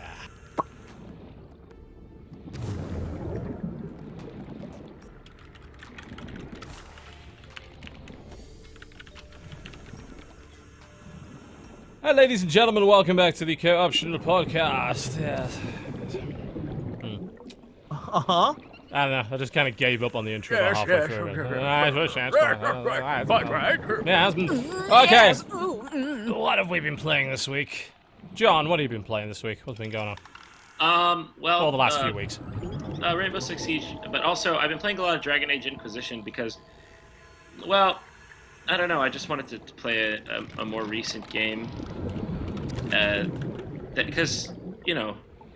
Anyways, it's pretty good. I think the power system is just silly, and I don't know. It's a good game though. Like I think the environments are like the best out of any game I've played in like a really long time. I feel like I haven't enjoyed game environments that much since World of Warcraft. Like, I don't know. Do you feel the same way or at all? Yeah. I Like the game. well, I know. I don't know. I really No, like nobody likes that Dragon game. Age Inquisition, but I did not. I don't know. I think there are things about the mechanics that sort of ruined it for me. I think they did themselves a disservice by making it the opposite of, I would say, you know how we were talking about the choices in a game and it being like tiny and then big and like that. Like Yeah. in an RPG, it's usually story, giant open world. And this it was like a little bit of story, massive open world, story. And Yeah. so it's weird that they put such a massive area, the hinterlands at the very beginning. So you have so Yeah. much just extra stuff to do that you don't get That's back what to stalled the main me story. totally. You don't get back to the main story till much later. Here's the thing: the main story, like all of it's really cool. I love Emergency. the characters 10 in the world. I think seconds of it's oxygen remaining. really engaging. The problem is, in between all of that, they put massive chunks of like, here's an entire place. You don't need to go there, but if you're Jesse, you'll go there anyway because fuck you. Like that's Yeah. just yeah. Well, and It's somewhat optional, but yeah, go on. the whole table thing, where like you always had to go back to your town to go to the table, the war table, Yeah, and that was figure annoying. out shit. That drove me crazy. I don't know. And the fact that it affects things like you'll come across a bridge and you're like, oh, I guess I'll put down my flag. And it's like a war table mission open up. You're like, oh, okay. You go back to the war table and it's like, now you've opened up the other half of this area. And you're like, oh, all right. So yeah, I like the concept's cool. Like you're using the Inquisition, your soldiers in the Inquisition are doing things and going off to do things. But the fact that you have to keep going back and back and back and then wait 20 minutes or wait 3 hours, and you're like, oh my god. Well, those things weren't important. Those were just like, you mean like the where you had to wait for the guy to come back? Well, there's a lot of times. There's one that I can think of off the top of my head where there's an area that has this dense, shitty, like death fog, and if you go in it, your characters die. But if you plant a flag and then go do the mission, the Inquisition sends people there to clear out the death fog, and then you can now go in there in order to get access to a dragon that if you kill gives you a badass staff. So it's one of those things where it's like, all right, you have to go through the process, and it feels very MMORPG-y. You're just like, Yeah. okay. Oh, you know what's funny? When I first got the game in 2014, I booted it up and I hated it to death. I really was like, what the fuck is this shit? Because I'm a big Mass Effect fan. But I went back just a couple weeks ago, and I don't know. I guess I just kind of enjoyed it. Maybe I was looking to enjoy something, and if it was better, I would have enjoyed it more. I think that is the case. Maybe I was just sick of hating on modern games, so I was like, let me just see if I can pretend to like this one.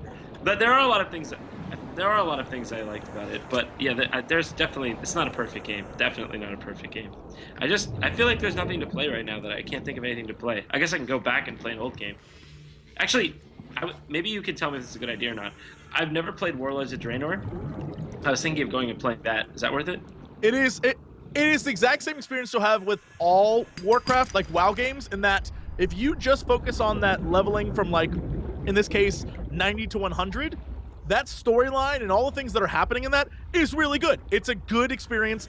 Every zone has, like, it ends with, like, amazing cinematics. There's really, like, it's a fun experience. And then, of course, like all WoW games, either you hit the level 100 cap and you're like, well, I'm done, or you keep playing to deal with all the, like, grinding bullshit that comes with being at cap Right. in a game. But other than that, really like, played it's this. really fun. Yeah, Warlords is great. I guess I'm looking for like some sort of like full experience that I haven't just like since like Mass Effect 2 kind of experience. It just hasn't been one for me for a long time. I hear the new Star Wars expansion for the Old Republic, Warning, SWTOR. 30 seconds of love oxygen SWTOR. remaining. I hear the new one is basically less MMORPG, more old school Knights of the Old Republic style. Which to Really? me, I'm like, yeah, I just need to find time to play it. But apparently it's supposed to be fucking awesome, so... Well, I've also heard they made a bunch of changes to it where you can literally hit max level by only playing the story missions now and avoiding all the side bullshit. So that's pretty That's cool. When I played the Old Republic, I remember actually really, really liking that game. I thought that game was cool. And I don't know why it got a lot of hate. I thought it was good. I don't know. I thought there was nothing wrong with that game. What, the It's MMO? like what we talked about earlier. It came out in that whole, we need to make an MMORPG, and it came out just a little too late. And so Like, it yeah, felt kind of old. People hated on it, but it was like good game. It had voice acting and had like the environments were great. The sound effects were, I don't know, it was on point. I don't know what was the big deal. Why did I think everybody hate a lot of people wanted a real Knights of the Old Republic 3 and didn't want an MMO, so there was a lot of hate there. And it's, you know, there was a lot of side bullshit in that game that really wasn't that good. I mean, especially considering that the game played like WoW, like to the point where literally a lot of the skills were carbon copies of World of Warcraft. So people were hoping for something different, and when they use the term WoW clone in some It's very scenarios, true. it is literally like, you know, in the same way that Rift had a bunch of that shit as well. And Yeah.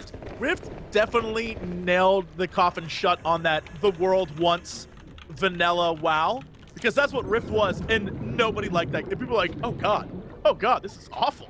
And it killed everyone who's like, we need to have a vanilla WoW server. Thank Nope. God, because that was the constant discussion was, if they would just give us vanilla WoW again, it would be great. Which it It's like, wouldn't, that's because not Vanilla what WoW you is want. actually awful, but... I'm gonna be honest. I think Vanilla WoW, not in actual practice because it's old and has a lot of non-quality of life bullshit. I'm not talking about that. Just the way the game used to be was much more compelling. I think the new MMO format is just a little pointless feeling to me. I don't understand. Like, I remember when you used to have to get a party and go into a dungeon to get the item. That was way better than like instant teleporting. John, you should have been in WoW for the 10-year anniversary. It was legit the funny, because they made it so oh god, what the hell's the name of the place with Ragnaros? Molten Core. They made it so Molten Core was available again at max level, where people would go and do it just like it was way back in vanilla. Yeah. And people who had joined after Wrath or during Wrath of the Lich King lost their minds. Like, Why? no one could, because it's so old and so dysfunctional. There's like 12 bosses down there. It's super hard, unnecessarily long. Like, you don't get any loot. Like, everyone was so pissed, and they were like, here's your 10-year anniversary present, enjoy that. And Ragnaros, after doing all that shit, Ragnaros dropped a pet that was like 0.03% chance of dropping. So in order to do it, you have to go back every week and do it over again. And people lost it. Like, it was... It's so funny. It was so good. It was like, like, okay. this is why. and maybe I'm just an old fuck, but I feel like the old World of Warcraft could just be my perception, and I fully admit that. But I think like in the old game, it felt a bit more like you could live there, but now it feels like a bunch of portals to content. Yes. Yes. So You're that's absolutely the right. difference. And I think that they I don't know, that's just the game is not really I think the whole point of MMOs is supposed to be really unnecessarily hard, or else what's the point of it? That's the way I see it. I mean, It was I'm about not there. grouping together, right? It was about, Yeah. it's so hard, I need you, X Sephiroth X, and you, Killer Instinct, to come join me so that we can beat this thing that's too hard for us to beat alone. Yeah, exactly. It's not like right now, all it is like flashy. I'm not there to see flashy colors and like nice environments. That's great, but it's not even about that. But obviously, like the combination of the two is where it would be good. But and also like in the old, I mean, I guess the old I've read lots of different like theories on why this is wrong or that's wrong. But like, I think that like, yeah, I guess in the past people knew less about the game, so there's more mystery. But I don't think it's that. I don't know. Oh, Like, I'm with you on this. I think the minute like Thoughtbot and those old data mining things existed, killed the mystique and the lore of the world, where now everyone knew where everything was. So if I found a staff, I could be like, oh yeah, no, I totally got that staff off that, and like you could lie to people, and like I'm the only one in the world who has the staff, so fuck these people, I'm not gonna tell them where I got it. And now it's like you don't even need to ask, like, oh, that looks cool, Google it. All right, so if I go here and wait for this, and yeah. It ruined the mystique of the world. I guess it's up to you as the player to like not ruin it for yourself. Like it's always been that way with everything. Even like in the old days of like cheating on The Sims, Rosebud. Remember that one? Anyways, Yeah. I do use understand. Rosebud all the time. There is no Exactly, cow level, man. And oh yeah, there's no like it's always been in games, but I just feel like the design principles are a little strange now in World of Warcraft. I don't understand them. I just don't understand where they went with it. Because like it's like I feel like everybody can just get everything now. Like maybe I'm wrong. I don't know. That's pretty much what it's designed for, yeah. I mean, they decided that they didn't want people being able to have content that other people couldn't. You know, they decided that apparently a subscription was all that was required in order to access everything. So they made everything else a lot easier to get access to. I know that lately they've now stratified the difficulty levels, so there are various difficulty levels of content, but I remember it was around Wrath of the Lich King when they were starting to change that attitude. It used to be like, oh, you can't get in Black Temple? Tough shit. Yeah, I like that philosophy because it motivates you. It's like it's like I don't know, work it's for like it. kick in the ass. Yeah, you can get there if you work hard enough. And then with Wrath of the Lich King onwards, it was like, oh, we want everyone to be able to see the content. You know? And in order to do that, they compromised a lot of that content. I just feel like, did you guys forget that when the game came out? Like, when the game came out, I went, what is this piece of shit? This game's stupid and it looks bad. Even back then, I feel like it was like, you know, it's like, guys, nobody's running the instances because they're fucking pretty. It's about the reward and the effort and the bigger picture. I just feel like they forgot about that. Like, it's not just fun to run through Wailing Caverns and push 2 on everything. That's not the point of the game. But I don't understand how they failed to see that. Maybe too long looking at the same shit. They feel like they have to change it. I don't know. I don't know. Well, the next one should be interesting. Legion should be interesting, where literally the reward is like, you get a different looking Doom ham. Like, who knows what's gonna happen? The next one is basically the most fan servicey, over the top, crazy ass fucking thing I've ever seen in my life. I know. It could either be Yeah, Burning Crusade 2. Let's do it. It could either be amazing or it could be garbage. I'm in. We'll find out. Well, I'll tell you what. Oh yeah, go ahead. Wouldn't you say that it's impossible for WoW at this point to ever have that feeling of mystique? Because people have been playing it for too long. Like, I don't think that it's possible to attain that in WoW anymore. Yeah, I think it's... and the fact is, I don't think it's possible in the traditional form of MMO anymore, because you go back to the Thoughtbot example, everything's going to data mine really fast. That information is going to be available online very quickly. And I think the way EverQuest Next is trying to solve it is through procedural generation. Wait, is EverQuest Next still happening? Because every time I talk about it, people are like, it's not going to happen, okay? It'll come out, you just don't know when. But their solution to that is that they want to make sure that, you know, the stuff that you discover wasn't there before. You know, that's why nobody knew it was there, because it wasn't there before. It was procedurally generated. You know, they want the idea of being able to get a pickaxe, start mining randomly in the middle of the fucking world, go into the fucking netherworld dungeon, and suddenly come across this thing that you've never seen before. You know, a very kind of Minecraft-esque sort of idea. Yeah, but that's not compelling either. Well, I mean, it is for a lot of people. Minecraft sold a shitload of copies, and there's a lot of survival games that have sold a lot of copies on that basis. I mean, if they're able to pull it off where it's a unique interaction randomly generated, maybe, but that's going to be very hard. Yes, I I will agree with. It's going to be the thing that made EverQuest Next cool was the fact that it was like you were changing the world. That's what they sold it as originally. Like you would, like I'm gonna dig a damn hole, and that hole would be like a permanent hole. Like it wouldn't be a permanent hole. Like that's the thing. That's what they changed. That's what they changed later. But like the original sales pitch was like everything in this world you influence, and I was like, that's so fucking cool. And it would be I mean, clearly they had to change it because then everyone's experience would be different. Well, yeah, because like it would take 5 minutes for the whole server to be razed to the ground and be full of holes. Like that's the problem with something like that. But I mean, what they really want to do with EverQuest Next, which is interesting, is really bring cause and effect into it. And the idea of if I mine down into that netherworld area and I disturb a fucking legion of demons, and that legion of demons gets pissed off enough, it might come through that hole onto the surface and start causing trouble. It might go and attack a town and drive away the residents of a town. Then there are refugees. Then you encounter those refugees on your travels because of that. You know, that's the true holy grail, I think, is to have the systems interact with each other so that it's the chaos effect again. You know, the butterfly flaps its wings halfway around the world, causes the hurricane here. You know, if they can do that, it'll be great. But it's so hard. What Guild Wars 2 I was about to say the problem is that was all very static, though. That's all very Guild Wars static. 2, it was all like repeating over and over again. It was fake. It was like a fake world that was like, it's totally alive. It was on a chain. It was all bullshit. Yeah. Yeah, they were like, here's the start of the chain, here's the end of the chain. There are 5 events on this chain. And at any given time, one of those events is going to be the current event. So, you know, in the middle of this, the middle of the chain right here is town gets invaded by goblins. Yep.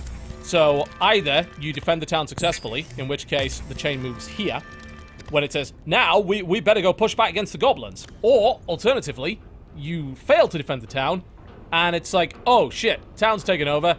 We're going to have to retake the town, you know, and that's how the events move. But they're all on this chain. They're all on this kind of static chain. There's no real cause and effect. That's sort of what Final Fantasy 14 has done, too. Yeah. Yep. There are, like, events that happen in the world, but they just get reset. Like, they happen, and then it'll reset, and a few hours later, the same chain will happen. Yeah. But if you watch this podcast, you know that when Guild Wars 2 came out, we did say that game was going to be a bullshit game, so... Guild Wars 2. Shout out to being on the air forever. I don't recall saying that. I thought it was going to be quite good, and as it turns out, it was. It just. Called it. Guild Wars 2 I know a lot of people who really liked Guild Wars 2. And Everyone yelled at me. play Everyone it. in chat said I was full of shit. Everyone, fuck you, chat. You were wrong. That's the one time. Look, I've been wrong many times, but that was the one time I was right, and I'm gonna ride that ship to the moon. I heard the expansion was awesome too. Yeah. There's, you know, someone made the appropriate point. It's not a cause and effect. It's a tug of war.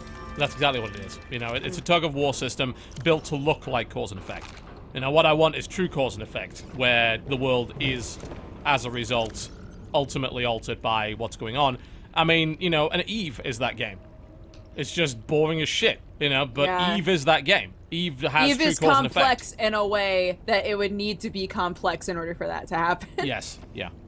Very true. So, other games we've been playing this week. Sam and I finally played Tales from the Borderlands because everybody was like, fuck, that's like my game of the year. And I was like, really? So we finally played it. It's like probably the best Telltale game. It is. I would say. A lot of people have said that. From what I've played so far, I don't know if I put it ahead of Wolf Among Us, but I do like it. It makes me angry that the Game of Thrones one is so shit. Shit. I haven't gone back to that one. People keep asking me, it's like, why haven't you come up with an opinion of the end of Game of Thrones? Like, because I started hearing bad things about the next few episodes, and I'm like, you know what? I don't know if I want to disappoint myself by playing that. How did they screw that? Fuck that. Fuck.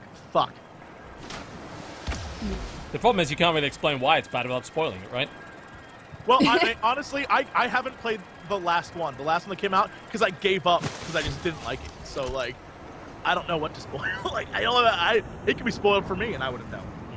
But Tales from the Borderlands, Dodger. Yeah, I felt like it To me, it felt like the game that had the most intrigue throughout. I feel like all of the other Telltale games, like Wolf Among Us, had some really slow points, I thought. And so did Walking Dead.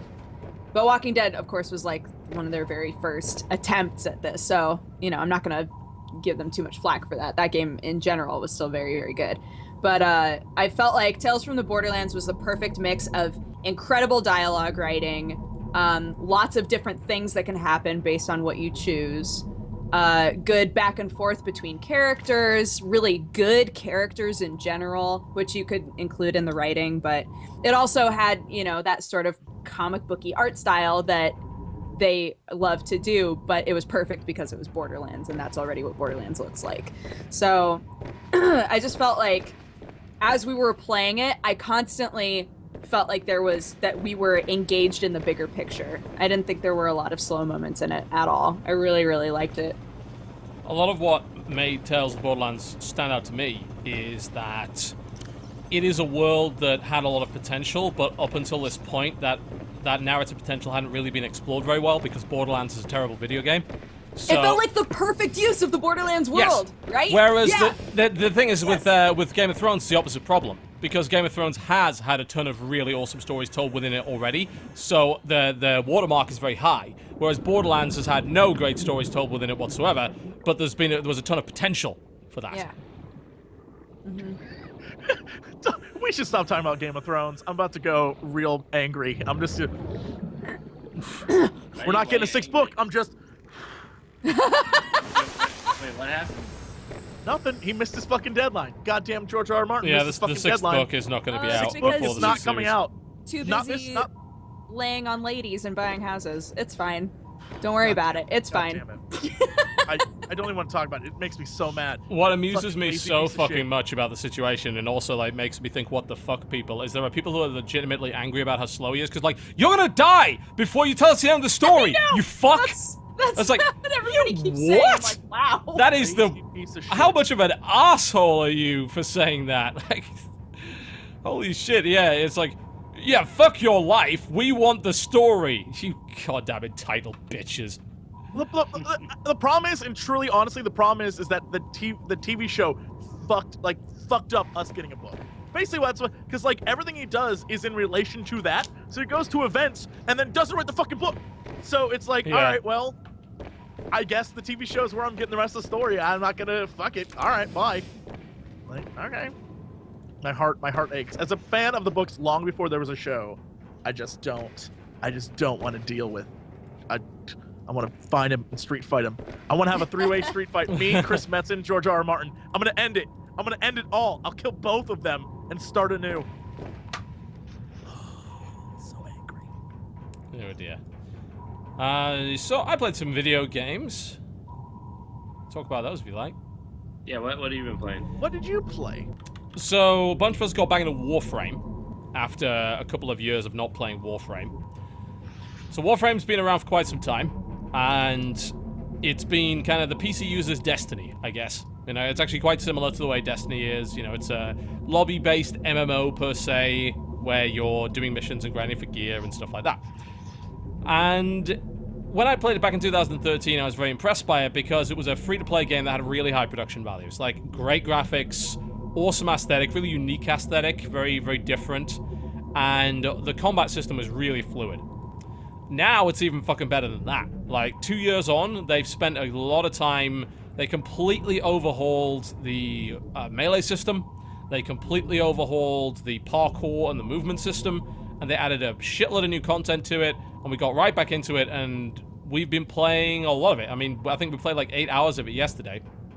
And it was a lot of fun. It's just amazing how much they've done with that game. Because that game has been very, very successful for them. Warframe seems to fly under the radar of people, but it's actually one of the most popular games on Steam. Yeah. Currently on Steam, it has 34,000 active players. That's double what Battlefront has, by the way. It's currently the 13th. It's currently the 13th most played game on Steam. Like, it's just behind Arma 3 and Rocket League. It's ahead of Rust. It's ahead of Terraria. It's ahead of the original Counter-Strike. It's ahead of Black Ops 3. It's a very popular game. that a lot of people don't seem to talk about all often. I guess I'll try it. Warframe. Let me look it up. Well, I mean, I don't know if you'll like it, because that's a game purely about grinding and crafting. And you said you didn't like that Warframe. stuff. Well, I mean, I'm willing to give anything a try. Actually, wait, I saw this on PS4. Yeah. It's the ninja game? The ninja Yes, game? it's a Space Ninja game. Yeah. Oh, this game is good? Really? I remember Yes. not liking it that much when I played it for a few seconds. Well, maybe it's not for you. I mean, the whole point of that game is not really the story, although they have added some really cool story shit now into the game, and they've put some campaign missions in, which are really awesome. But it's mostly about get better gear, kill bigger stuff. You know, that's what that game is. It's about acquiring fun. stuff that you want. So wait, what kind of... Is it a competitive game, or...? It's PvE, so you play with other people. There is a PvP. Oh, it's PvE? Yeah. Oh, that's... I didn't know that. Yeah, it's I PvE. gotta try this. So you can play it solo in a group. It actually has a raid now. There is like a PvP aspect to it, but you never have to play it. It's not really a big deal. So yeah, it's mostly PvE. You make a Space Ninja. You pick the weapons that you want. You upgrade the weapons. You get better weapons. You know, it's ultimately people are like, "Oh, the game's grindy." It's like, yeah, but I mean, is it? Because the whole point of the game is to play the game. The grind is the game. You know. Plus, you're playing with friends. Like it's your enjoy. Like it's the one selling point that was in Borderlands, basically. Like it's a grindy shit fest, but you're playing with friends, so it's awesome. Yeah. There's a lot more synergy, I will say, I think, in Warframe than Borderlands between characters, but it's hard to argue the grind thing. You know, it is really that the whole point of that game is to beat big monsters and get big loot, and that is a grind in and of itself. But you know what people describe as grind is also the core gameplay loop.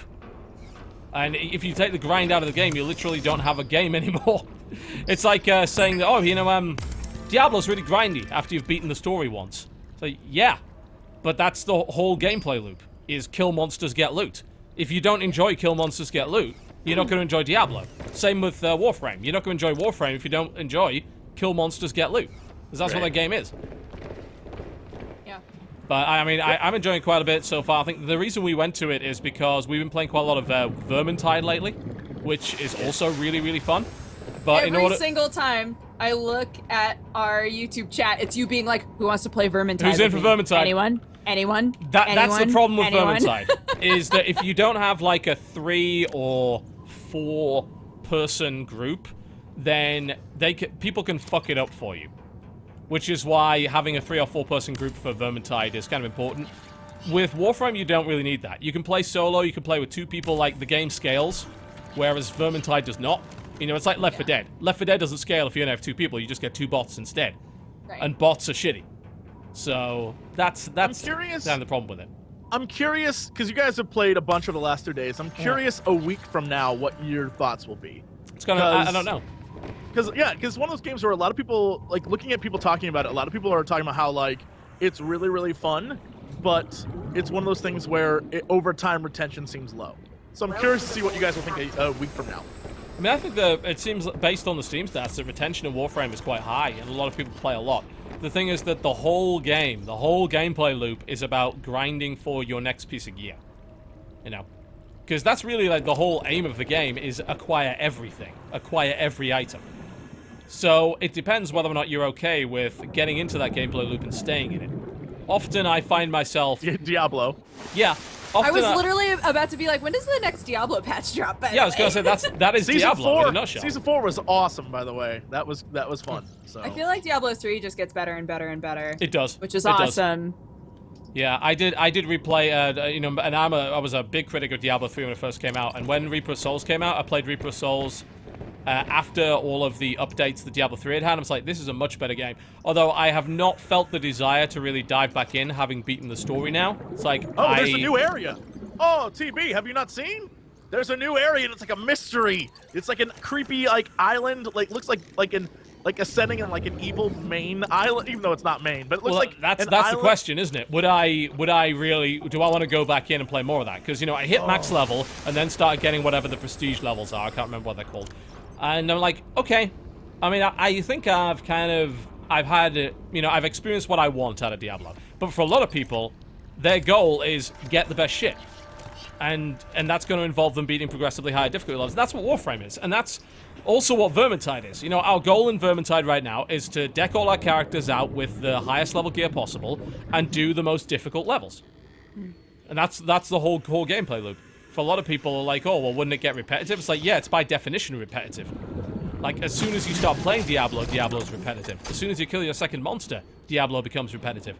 But repetitive is not a... Repetitive isn't a downside for a lot of people.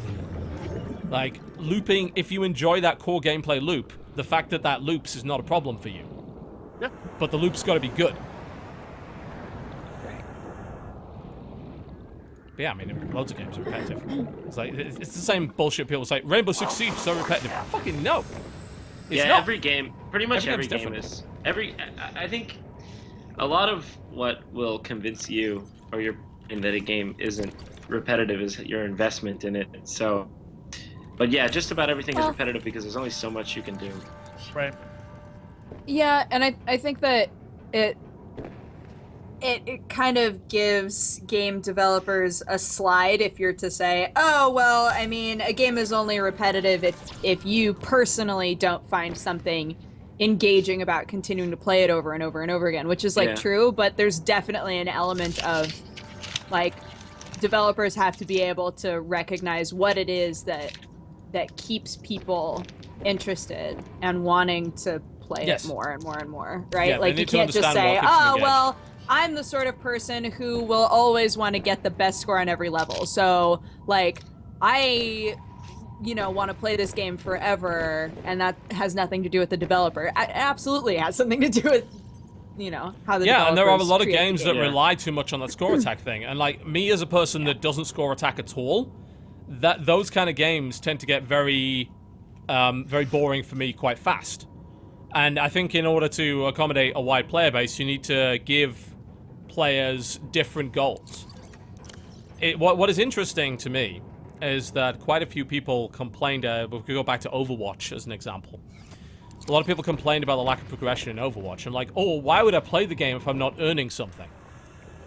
For a lot of people, that actually has a lot of value. Genuine value. To me, the core gameplay of Overwatch, just like the core gameplay of Counter-Strike or Rainbow Six Siege, is good enough that progression is not important to me. That's what I play for. Yeah. Yeah, it's not important at all. So I don't mind that I went in and didn't come out with something. Some people say, oh, I played for an hour. I should earn something for that. Yeah, I don't think that, I think that's a sign of, well, I wouldn't say bad game design because all games are different. I mean, because in World of Warcraft or something, you do want to come out with some loot or something. But, like, yeah, game tends to be a little more compelling when what you earn is just that you were happy you put your time into it and got better at it or whatever. Yeah, a lot of it is like, I don't mind loot as a side option, obviously, but it's when games rely too much on that whole Skinner box thing. It's like of just pressing the button until you get the pellet. Yeah, that to me is, I find that potentially damaging. You can design a game in a way where that's not damaging, but a lot of games overdo it way too much with the progression shit, and they lock all that shit behind walls. And like the process of me acquiring this is not as enjoyable because I want the thing. People were asking me today in Warframe. It's like. It was in Sinvictor's chat last night. I think someone hit the nail right on the head. When they were saying, oh, well, by people giving you stuff or by you buying stuff in-game, you've missed out on a lot of the enjoyment of the game. And the enjoyment is the acquisition of that thing. And I said to him, well, to you, the enjoyment was the acquisition of that thing. To me, the acquisition of that thing is a suboptimal experience because I want to play the game with that thing. It's the same, and there's plenty of shooters that do this, and they're guilty of it. Let's say Battlefield, for instance. Battlefield. You have to use the M4 for X amount of time in order to unlock the AK-47. But I wanted the AK-47 to begin with, because I know I'd have more fun with the AK-47. So I had to... That's so annoying about that game. Yeah, so I had to play the game in a way that I didn't want to play it, in order to play the game in a way that I did. And that's a bad design. It should... To me, that's bad design philosophy. A good design philosophy is letting people play the game they want, while also showing them something they also want down the line. Yeah, I mean, it's about choice as well. Like, Siege is a good example, I think, of good progression. Because when you get Siege, you have no operators unlocked, and your first operator costs 500 renown. Cheap as shit. In fact, your first couple of operators cost 500. It gradually goes up in price, but there are no operators locked behind any other wall than that renown cost. If I want to unlock IQ as my first operator, I can. I get that choice. But in a lot of these other games, they would say, that's a good point. IQ? She's a bit advanced.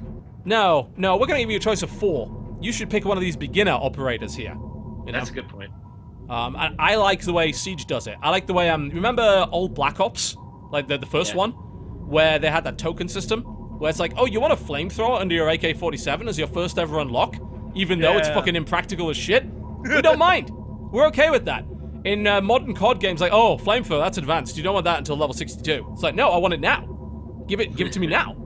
That's a good point. Otherwise, you feel like, every time I play a game like that, Battlefield included, I'm like, well, that guy just had a better thing than me. Like, it's like, what the fuck? There's definitely aspects of that, yeah.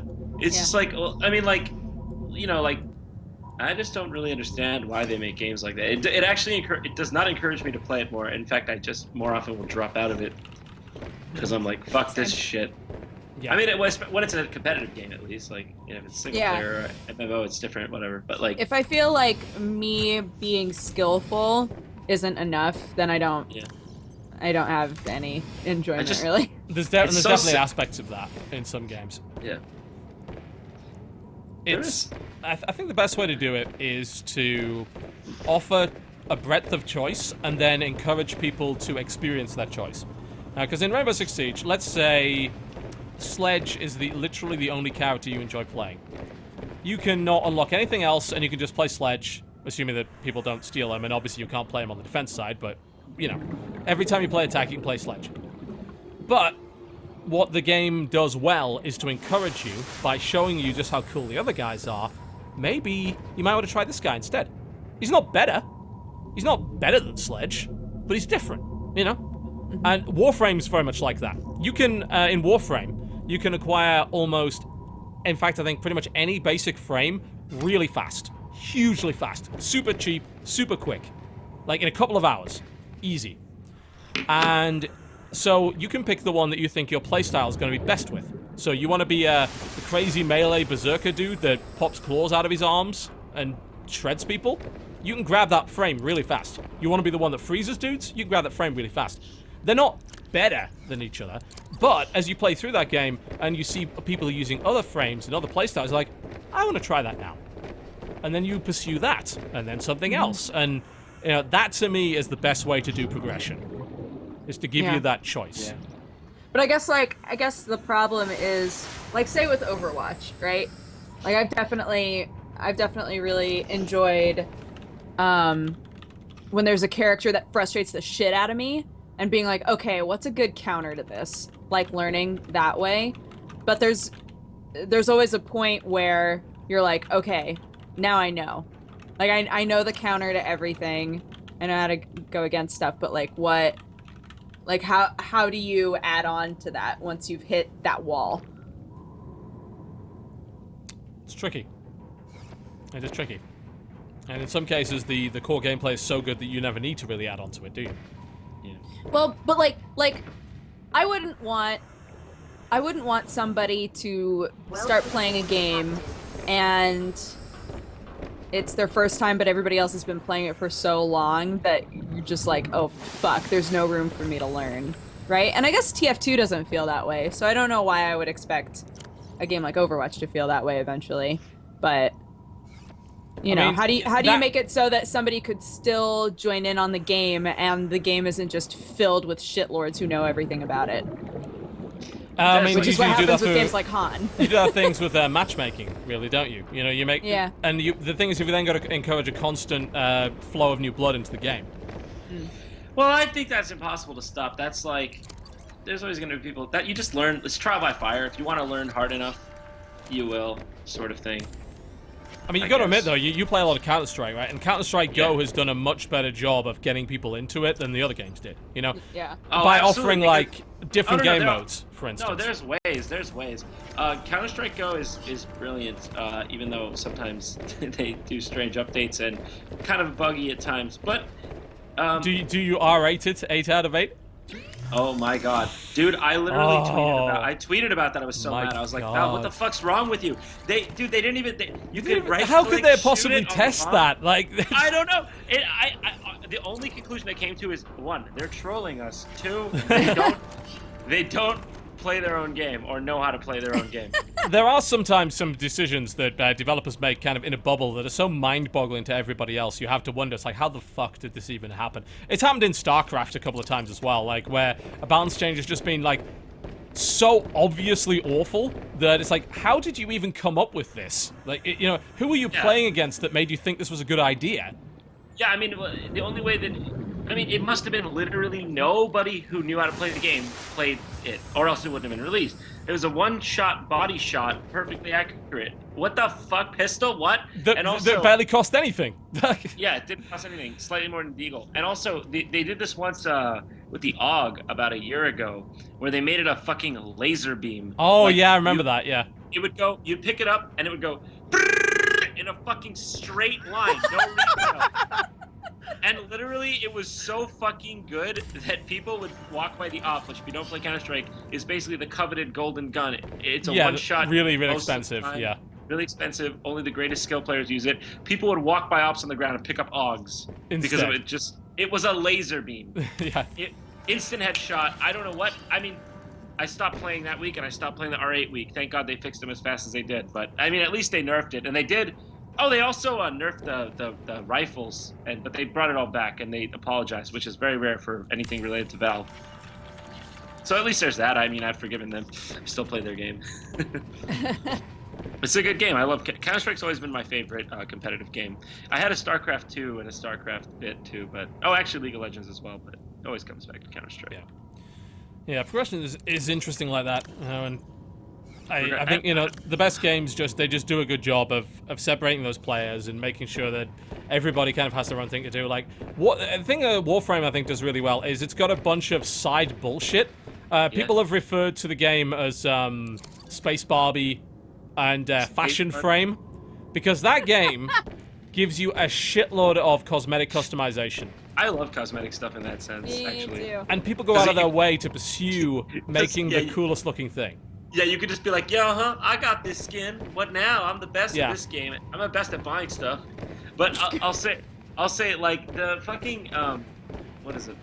Progression, I really think it's, I mean, you might have said this already. It's just fucking, it's useless to me. I think, I don't understand progression in games like this. You need to be there.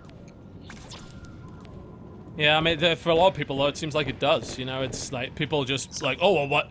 It's an artificial way, I think, of keeping people in the game through the sunk cost fallacy. Yeah, exactly. For the most part. No, because like I remember Call of Duty 4 was like the first game I played that had it, and it was like, I was like, oh, that's just in this game, and then it was in every game ever, and I was like, oh, yeah, okay, well then, yeah, okay, that's how that is, I guess.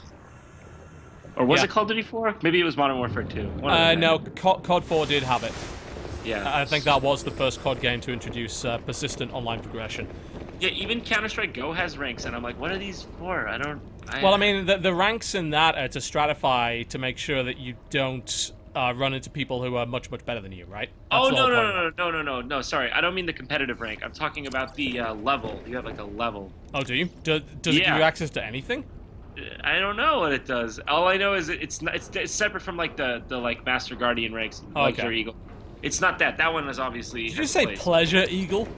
No, Pleasure Eagle. Legendary Eagle, but Pleasure Eagle's... Like, Pleasure Eagle. There is no pleasure in that rank. The Pleasure Eagle. That is an ELL hell sort of rank.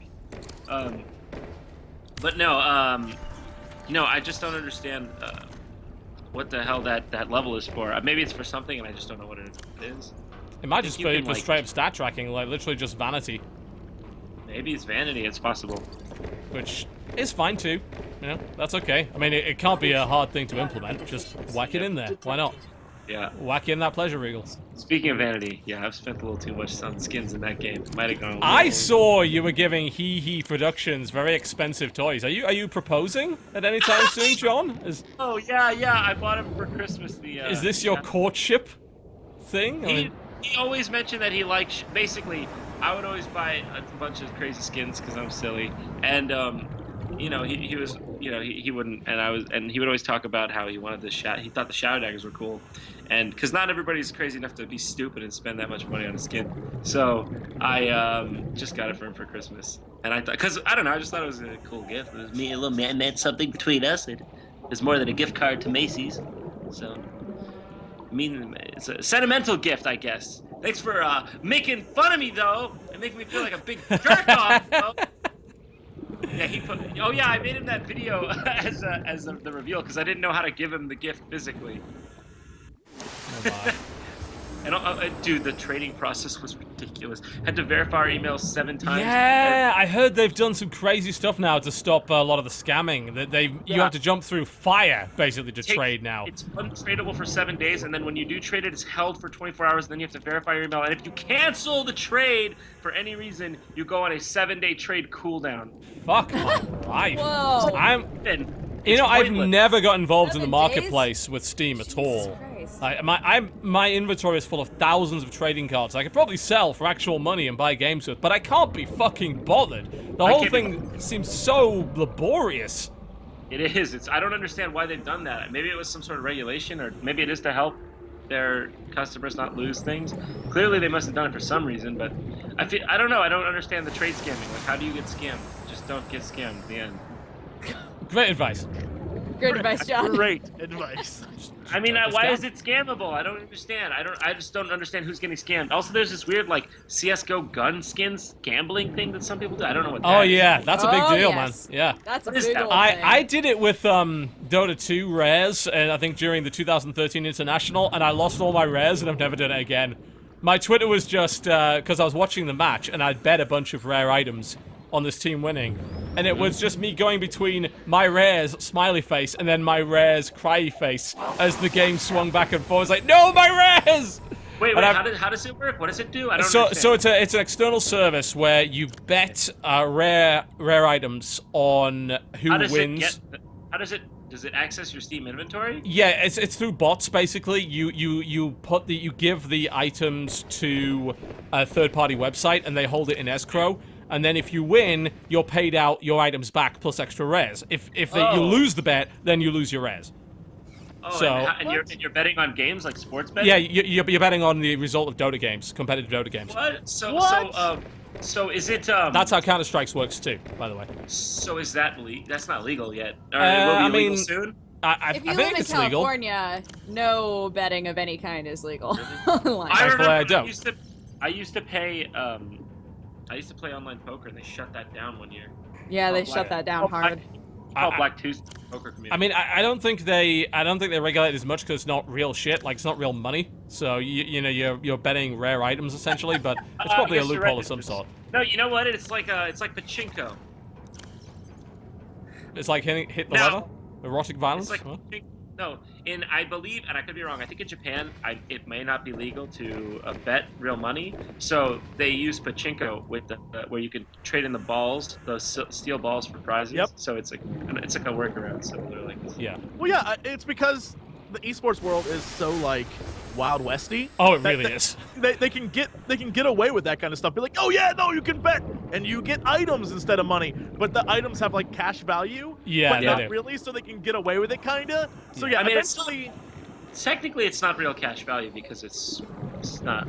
You could sell, could not sell. So. but it's the same kind of crazy logic of we can sell out of a digital game. Like, oh yeah, we only have so many digital copies of this game. Like, it's just false economy and crazy shit. It's Wild West nonsense. There is nothing that cracks me up more than pre-order your digital copy now. Yes, no doubt. What the fuck is that about? We want to make sure we have the bandwidth for you. Yeah, I will never understand people who pre-order digital games. Not even games. Like, who the fuck pre-orders digital music? Can someone tell me? Who is that person? I gotta get Tay-Tay's Not new this album, guy. man. Obviously, enough people do it for them to bother to support the system. So, who does it? Who does this? It must be just the impulsive minority that they just get their money in right away. I don't know. Maybe people just want to know it's on the way. They see it in the inventory, preload. Yeah, no, that's what it's about. Preloads. I can see it for preloads. Yeah, but preloading music? I mean, it's not like it's a No, big not- download. You can download the No. whole album in 3 seconds now. Right. Music, maybe. Well, maybe this man lives in fucking Wyoming and has 1 kilobit per second internet. You know? I don't get it. Like, it's the same with pre-ordering digital movies. Like, I at least to some degree understand pre-ordering physical items like on Amazon, because like guaranteed delivery the day of release. Like, okay, I can see why you'd do that. No, that makes That makes sense. That makes sense. Yeah. But digital stuff. But digital, yeah, that's. I think that'll phase out as our generation slowly fades into the death. Oblivion? Fades into oblivion, the darkness. As we all The die. cold Thanks, void. John. No, our generation bought stuff as it got dark there for a second. As What we the all fuck, fade man? into the I darkness had- of eternal black. Yes, as we all fade, die, wither, dust. It's dust. It's nothing. It's big nothing. And all because of As digital our pre-order. short lives upon this ever-turning globe in the cosmic dust of the universe fade into nothingness. Is that a The eventual heat death of the universe. Entropy, forsooth he did say, is a real When the fucking stars in the bitch. sky go dark and vanish forever. Warning, 30 seconds of oxygen remaining. Caution. I just mean. Yeah, I mean, that's pre-ordering music in a nutshell. Well, that right there. The eventual heat death of the universe and pre-ordering Justin Bieber's new album are very, very similar. I just mean our generation is like we used to pre-order stuff that the placeholders the copy you would actually physically receive because they used to run out of video Yeah, games. they did sometimes, yeah. Smash Brothers Melee, I remember I called the store. Do you have Smash Brothers Melee? They said we have 1 left for the lucky boy in black. That was me. I looked down. I was wearing black. I ran to that store. I saw that stuff with glee. Okay? And I picked up a copy. And I said, My thank God. you, good sir. I have in my head this loop of John just running like this with the Carol of the Bells playing in the background, like do do do do do do do do do. I was imagining I've got a golden ticket. Oh, okay, same that's here. fair too. Yeah. I was also imagining the guy at the store was outside John's window watching him like, I've got one for the boy in black. That's me! He's like, yeah, it is. I got there. It was just anal penetration without permission. It wasn't What? Of course. Wait, what? when I got there. It was Sorry, just what? Huh? penetration without my permission. There was no game to be had. Oh, Yeah. Tricked me. You were John making got things- tricked. I got it's just a tricked. prank, bro. Social experiment. Man, that shit it got so real recently. That whole- Yes. You saw the Sam Pepper thing? I I'm assuming. did. Sam Oh, Pepper oh, needs to yes. be shot in the face. Well, isn't that what? You heard it here. Yeah. Yeah. In a social experiment, of course. It's just a Like prank, that. bro. Just a prank. Just a prank, bro. Did you see where he made a Kickstarter to delete his channel or something like that? Yeah, nobody Yeah, gave 1.5 anything to million it. or something like that. Yeah. Yeah, he's like, please give me attention. No, you're a prick. Fuck off. Honestly, it's just so. That guy, I don't know much about him. I just think he's hilarious. Well, he's a prick. I mean, that's the main problem. He's a piece of shit, like a walking, talking piece of shit. Yeah, I don't know much about him. I seriously don't know that much. I just saw that kill your own friend prank, which was clearly like staged. Yeah, I mean, him existing lowers the status of the United Kingdom in the world. Like, Yeah, he's British, right? yes, unfortunately. I disavow, if possible, any knowledge of his actions. He's a fucking prick. Well, you gotta, on average, have 1 or 2 pricks. Unfortunately, yes. I mean, that's your word, isn't it? Prick. So, Yeah, there you go. we like that word. It's pretty good. It's a good word. That one has that is a word that came to America. I feel like it's originally a British insult, right? I think so. Yeah. I think it is. Yeah, I have a prick. question, TB. Yes. Sam was saying that British people don't actually call other people gits. Do you No, we don't. concur? Git is not an actual word. Git is very I thought that was comedic. a southern thing. I thought it No. was a southern word. Git is a very comedic term. Like, it used to be offensive, but now it's kind of past the point of being offensive into comedy. So if you call someone a git, it's more like you git, kind of.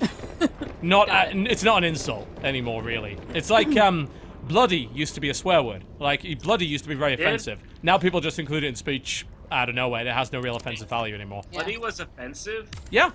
My mother actually used to be. My mother was from the generation where bloody was offensive. So if I used that term, she would be like, "Don't you dare!" Now, of course, Wait. bloody doesn't mean anything. That's really crazy. I didn't even know that. Yeah. Because when I was growing up, all the British stuff I watched, they said bloody in it. Didn't seem like a big deal. Yeah, it's a very kind of 50s, 60s thing. You know, Crazy. past that point, the effectiveness of bloody as a swear word. Kind of like We haven't bollocks, you know? Bollocks used to be very offensive. Now it just doesn't really mean anything. I guess. like- So, is it like damn? Yeah, although without the religious connotations. Well, I'm saying damn used to be a bad word, but it's not really. Well, a I mean, bad damn's word. still a bad word because it's technically blasphemous. That's kind of I where it guess, came yeah. from. The But religious obviously, like, thing, most yeah. people don't care. It's like, oh my god is blasphemous, but most people don't give a fuck anymore, you know?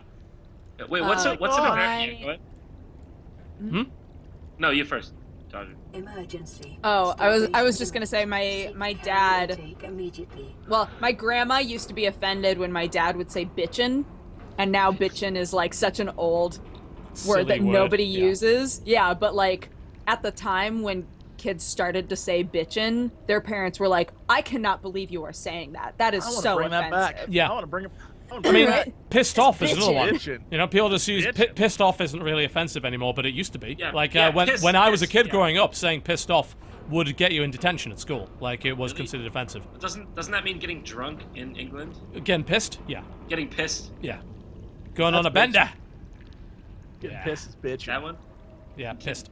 I'm gonna get pissed off and eat But a but bitch. it's weird because like getting pissed and getting pissed are two different things. You know, that's either yeah. getting mad or getting drunk. Oh yeah, getting mad or getting drunk, right? Yeah. It's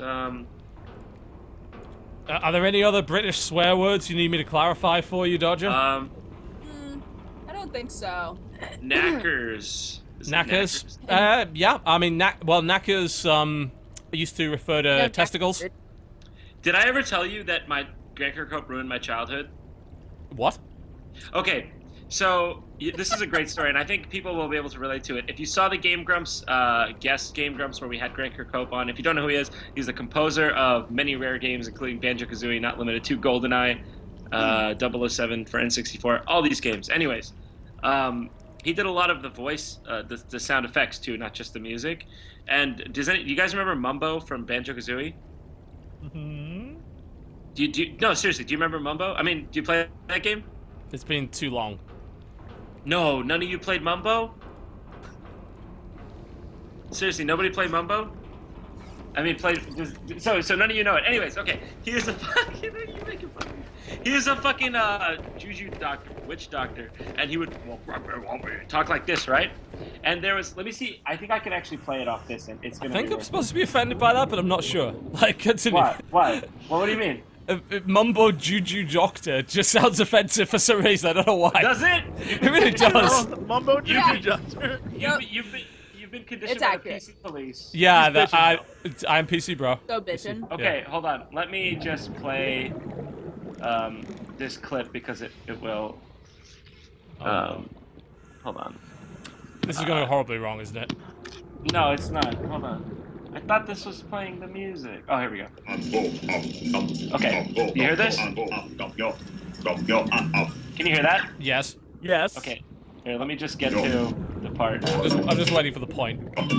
Warning. 30 Um, seconds of oxygen Hold on, it's remaining. working. I promise. Okay, here, this should work. I just need to get the transformation sound effect.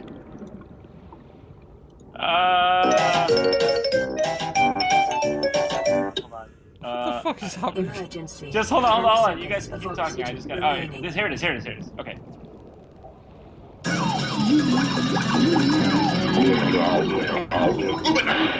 Okay. You hear how he says "Uminaka," like that? Yes. Sure. That's Greg Kirkhope saying "Oh me knackers." Oh. Ooh me knackers. Yes. I wondered how all this related to whatever the fuck we were talking about. I was like, we are Finally came going on back a together. goddamn trip. You Dude, paid it was off, like a John. se- It paid was off. like it was a secret. Basically, they would say inappropriate things that put them in here, but we didn't know. We were none the wiser. We Yep. think he's saying Uminakas is basically means ow my testicles. Yeah, but he said that the kids game and we didn't know. But this is before the internet. And nobody knew except him. And then I just found this out one day by meeting him, and it blew my fucking mind. I don't think anybody knew that. No, I don't think anybody knew that fact before the Game Grumps interview. Whatever. Nobody cares. You're watching the Corruptional Podcast. We'll be right back after the break. Don't go anywhere. Well, ladies and gentlemen, welcome back to the Corruptional Podcast. The final, however minutes of the show, I have no idea at this point. I've lost track. Everyone was late. Everything was terrible. You know, Yeah, I how long fucking, are we frankly- going? Are we going for another hour? I don't know. Okay. Frankly, I kind of New So- Year!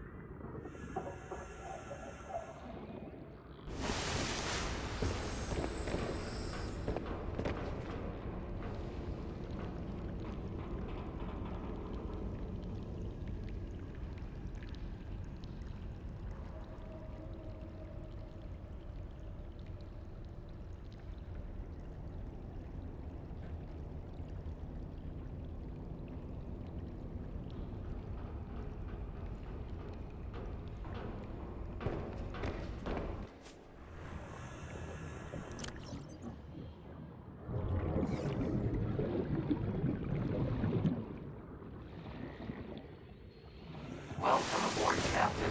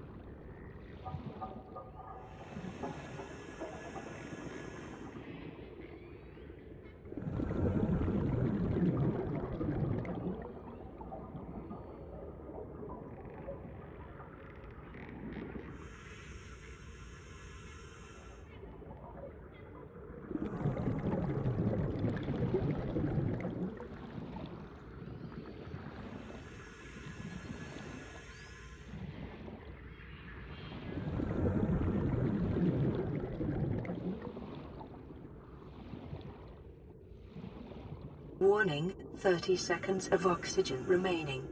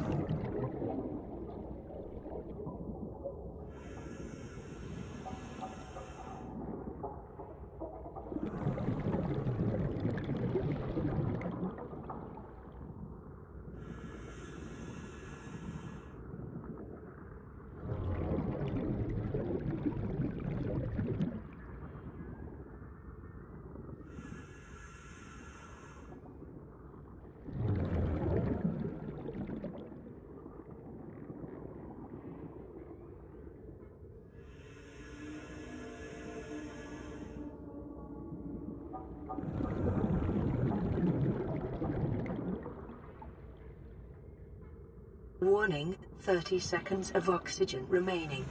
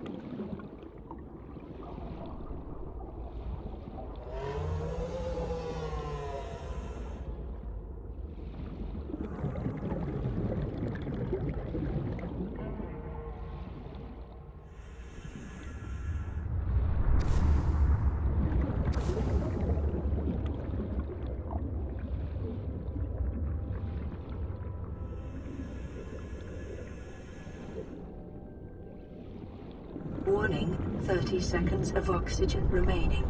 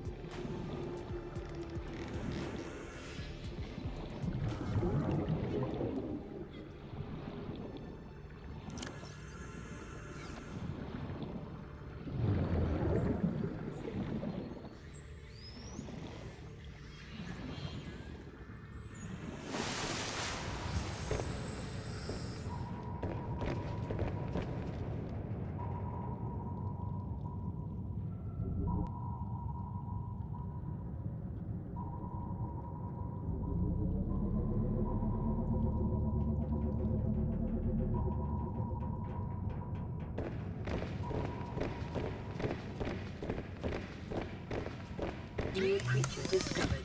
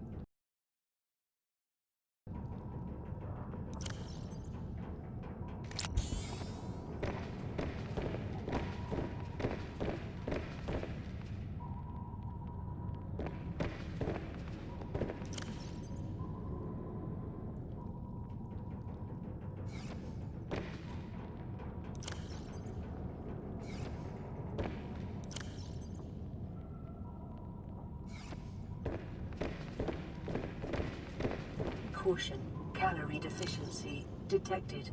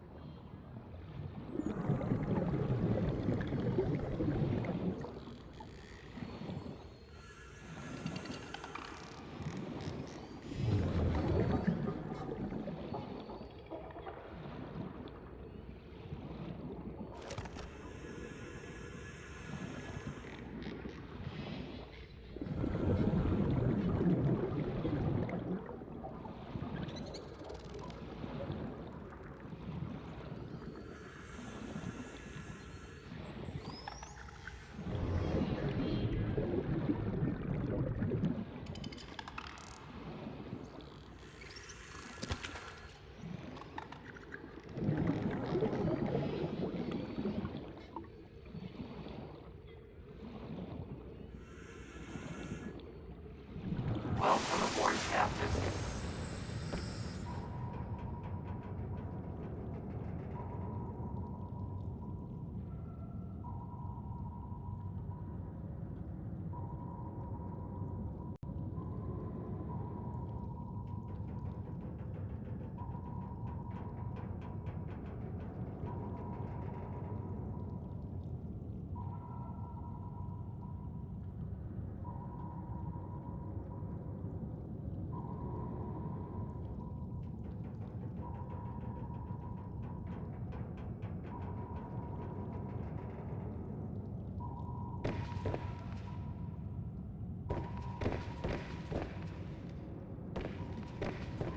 New creature discovered.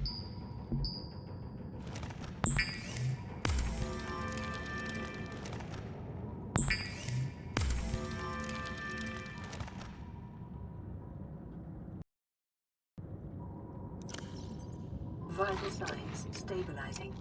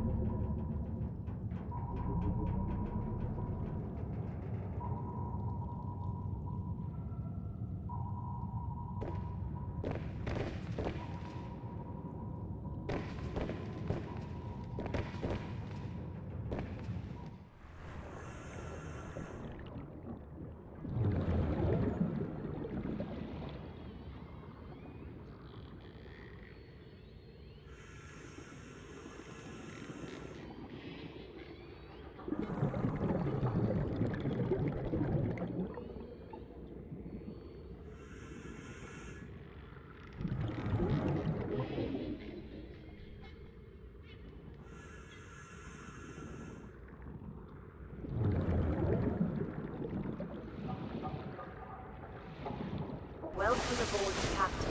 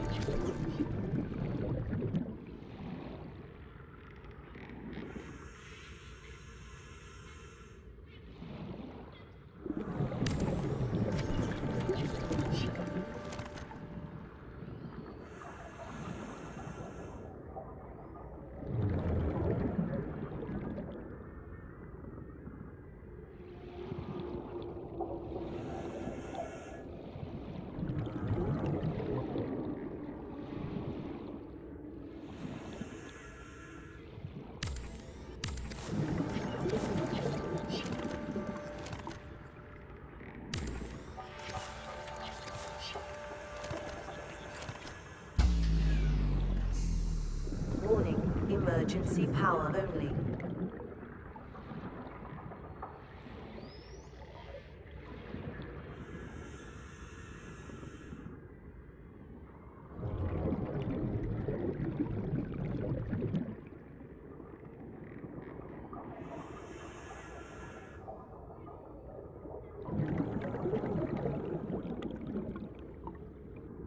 Emergency. 10 seconds of oxygen remaining.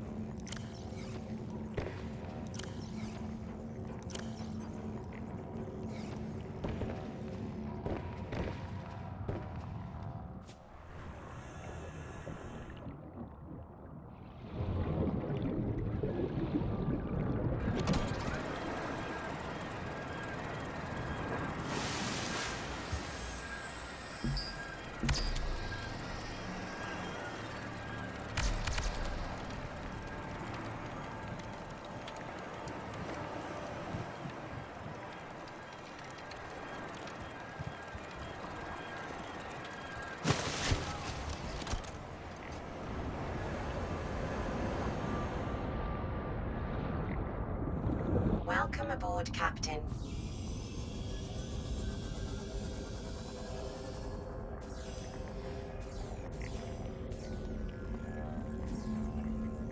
New technology acquired.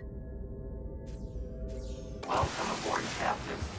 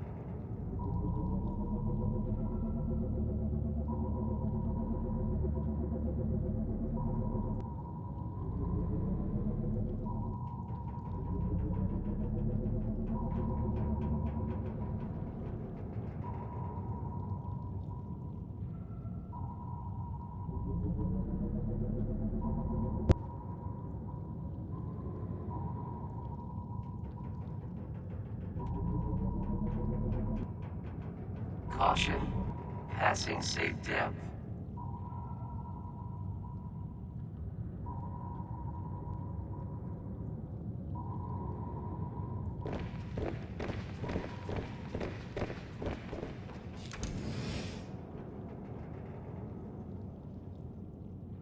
Welcome aboard, Captain.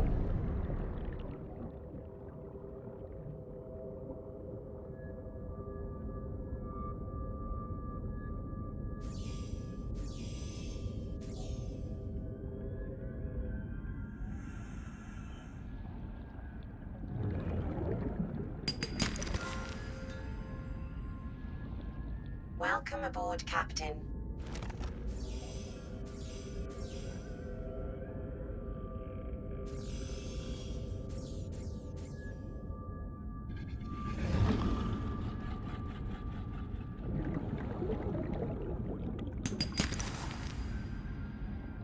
Welcome aboard, Captain.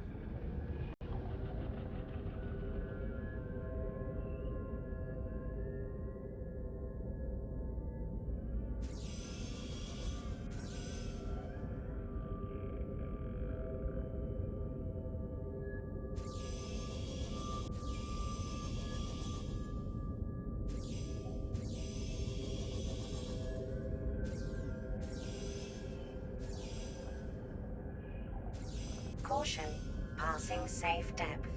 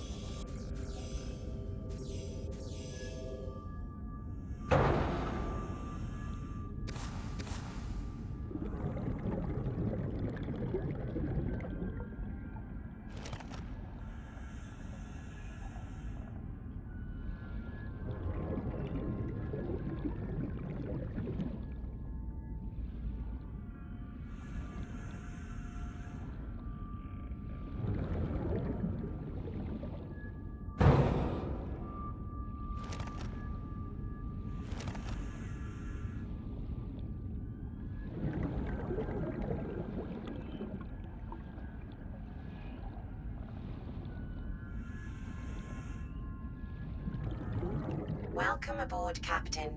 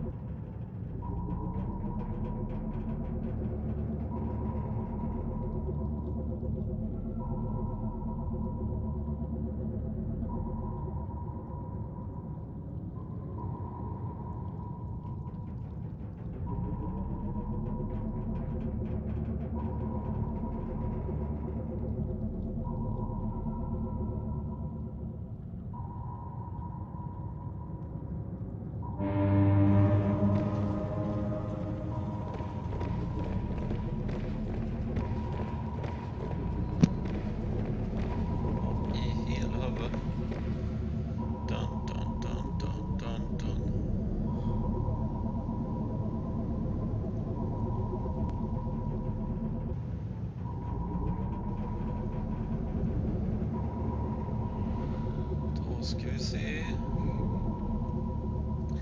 Kan vi få en silver till här då?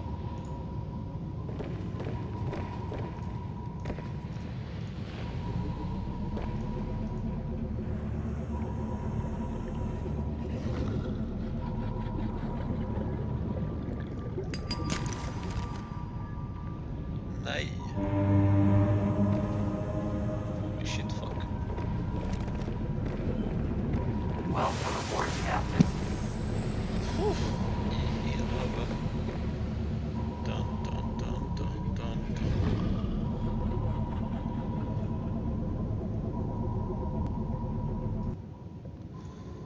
Aj, aj, aj, aj.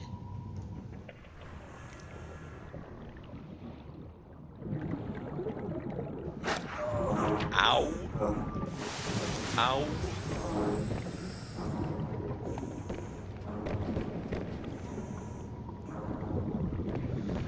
Okej, dags att ta sjöbjörnen.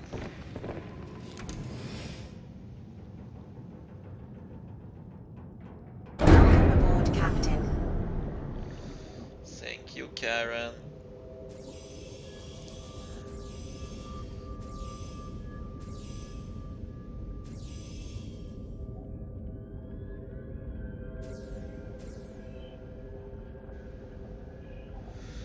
Ska vi se vart i fåglarna.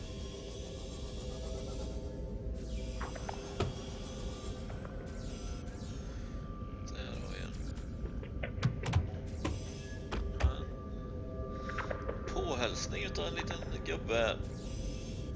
Aj, aj, aj, aj, aj. I helvete. Det går inte. Jag måste ha käk och jag måste ha grejer. Vad fan.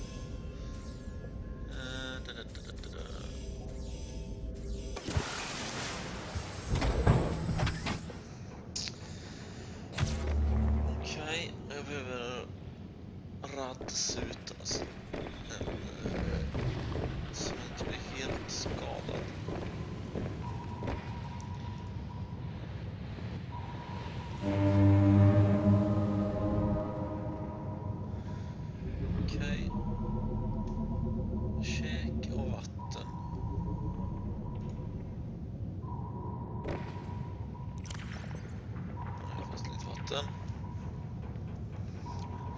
Käkvatten, silver behöver jag. Helvete.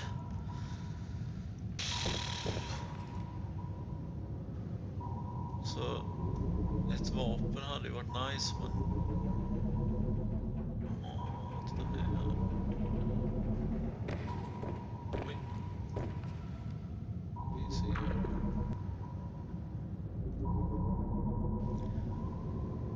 Holy ballsacks.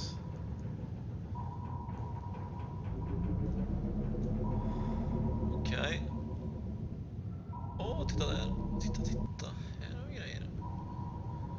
Se här. Oj. Kommer ihåg hur den funkar. Så.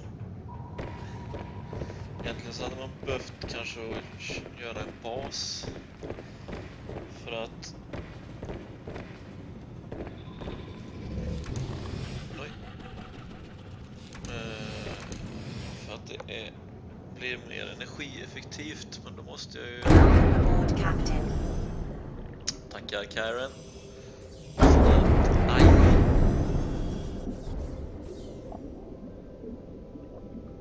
Oj då. Det ser farligt ut. Se här då.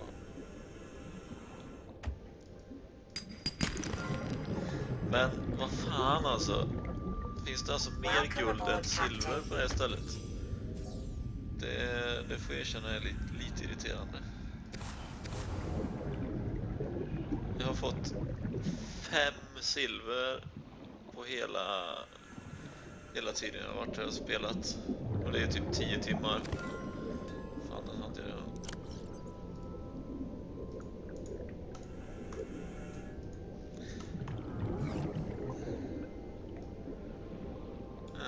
Okej, då ska vi se här. Welcome aboard, Captain.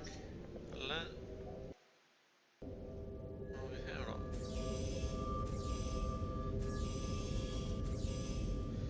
Skdonk.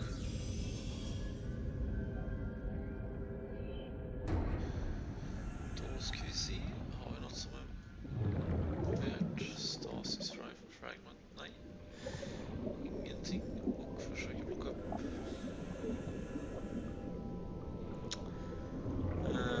Har vi lite limestone här någonstans. Någonting att mina. Please. Pretty please with sugar on top. Så inga hajar nu. Det vore jättedumt.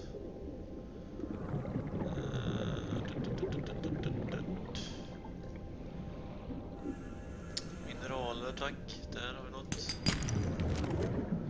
Titan, ja. Givetvis. Titan eller guld.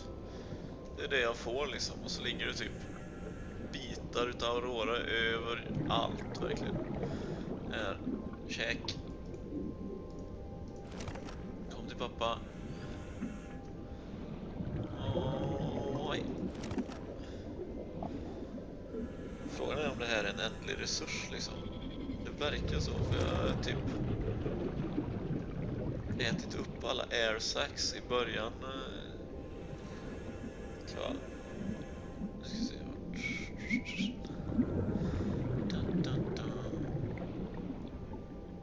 Yo!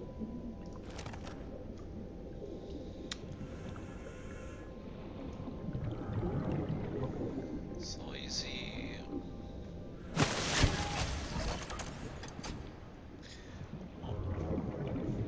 Behöver jag gå? Warning, 30 seconds of oxygen remaining. Yes, no worries.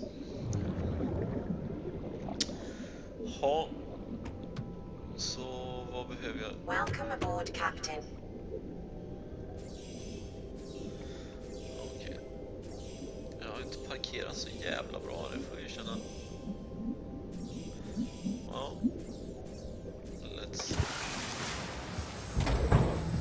Let's use my navigational skills. Dun, dun, dun.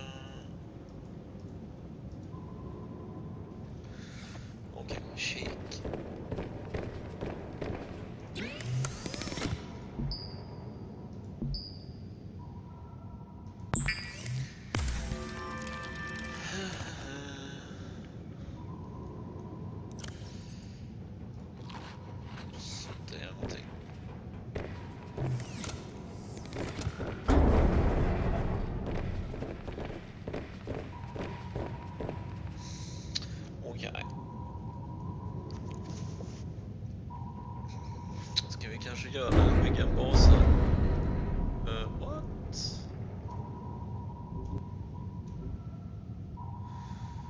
Det är ändå rätt schysst ställe. Just precis här. Det blir fint, ja. Tror jag får se. Vi kan se.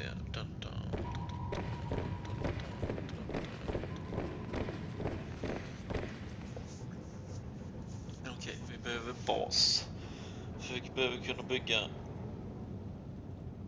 kunna bygga power cells utan att dra någon energi. Vi behöver kunna ladda. Vi behöver alltså 6 stycken power cells till den här jäveln om vi skulle behöva dra iväg och använda fullt. Så behöver vi kunna ladda en gång. Ladda upp den en gång. Så vad behöver vi då? Vad har vi på oss? Hel hög med dret har vi på oss.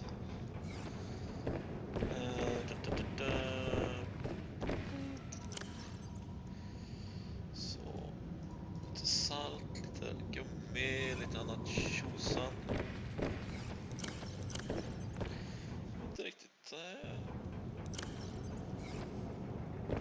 vill inte riktigt vara med.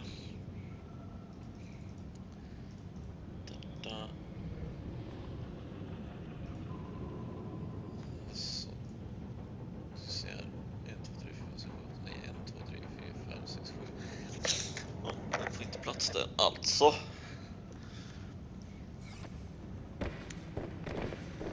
Ska vi se här. Den får stå där.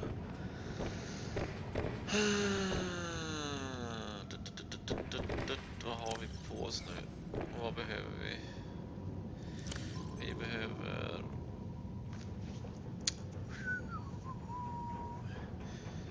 Jag behöver en stycket...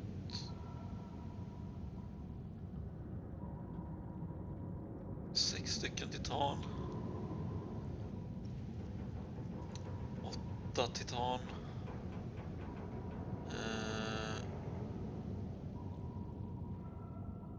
10 titan.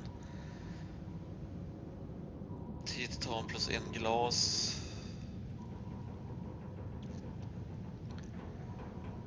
Okej, 10 titan plus en glas.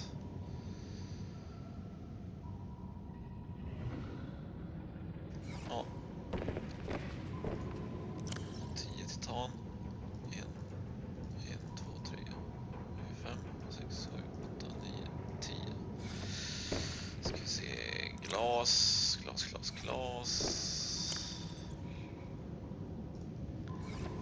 Så. Kalas. Hoppar ner på botten och gör en liten.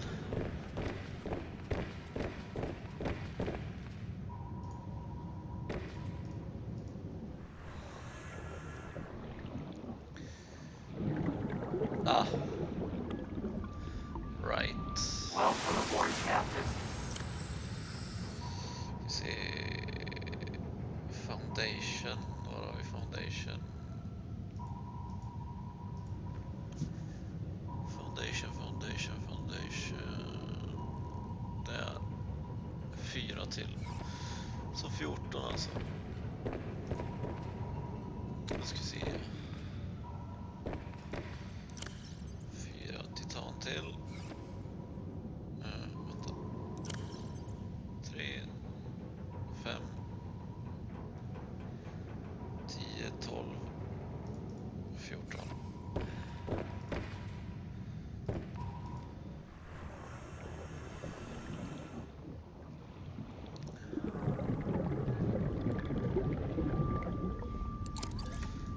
Så då sätter vi upp någon slags bas här. Bara vart är den här? Där har vi den. Och chip. Där, kalas. Ups. Ett stycke rum.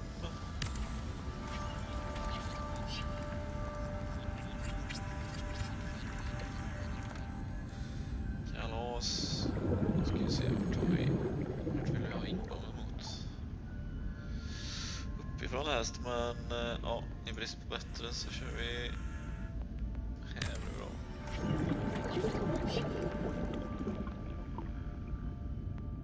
Welcome aboard, Captain. Kalas. Ingen kraft dock, men vi får vänta med det. Ett stycket fabrikator. Sås. Nu ska vi hämta. Då ska vi se. Då ska jag hämta. Oj.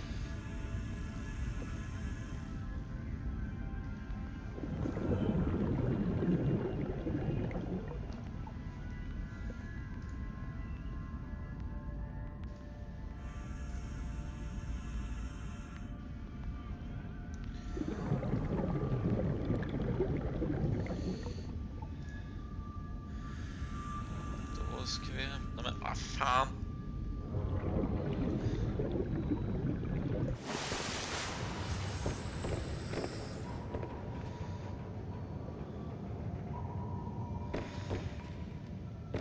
Let's get the beacon. Beacon. Da, da, da.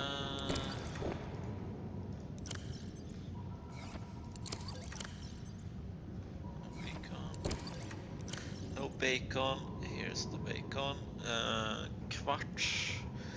Quartz.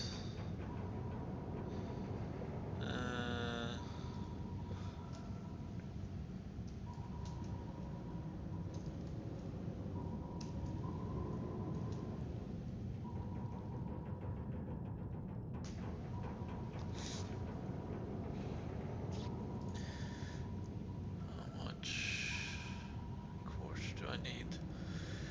Do I need some quartz? Da, da, da, da. Where is it?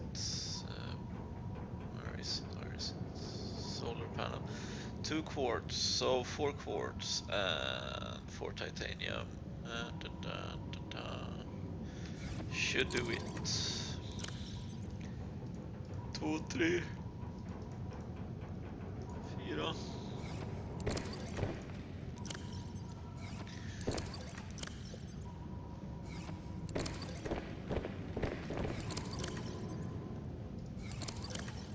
Huh.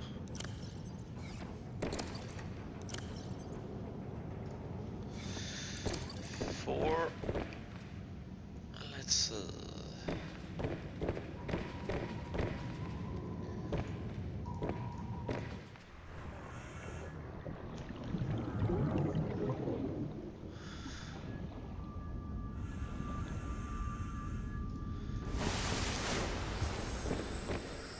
This is probably really, really bad, but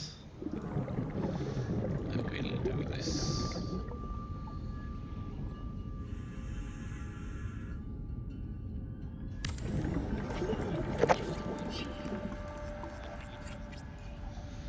Like that.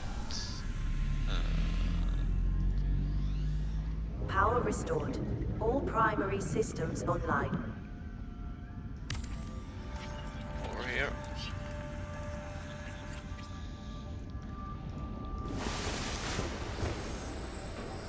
Like that. Oh, let's charge it like ass.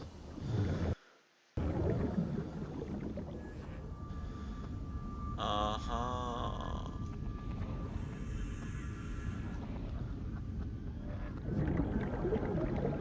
Huh.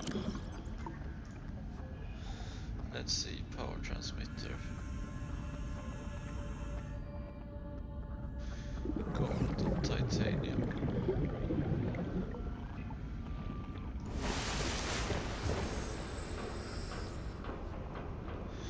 It charges like ass right now. I guess that's to be expected because we are kinda. Let's see if we. If I build them up here. Oh well, it's nighttime too. Ah, wait. Let's see. It's a beacon. I need a beacon here or two.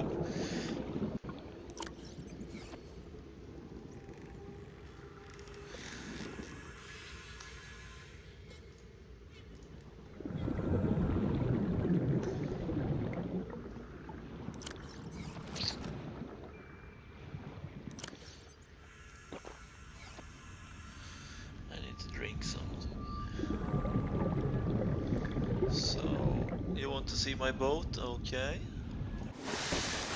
It's now here, my woot machine, and over here we have a whole lot of lockers that doesn't do anything.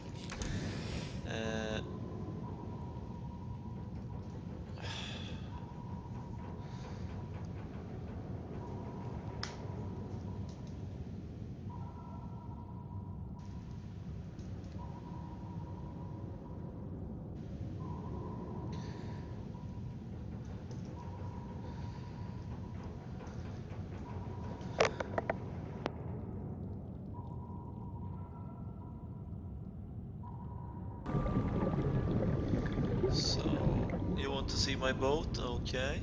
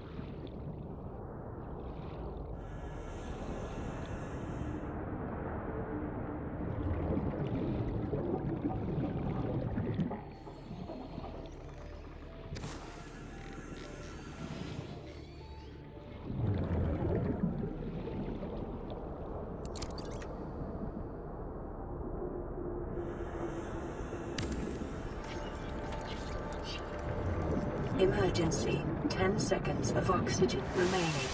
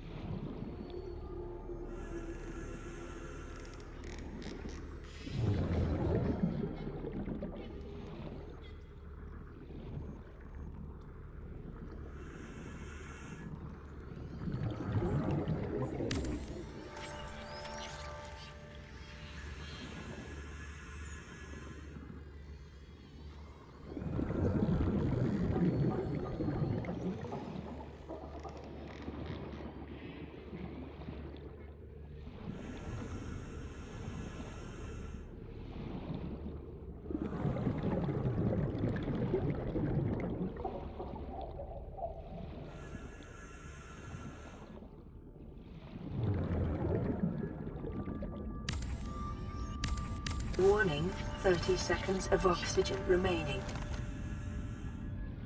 Welcome aboard, Captain.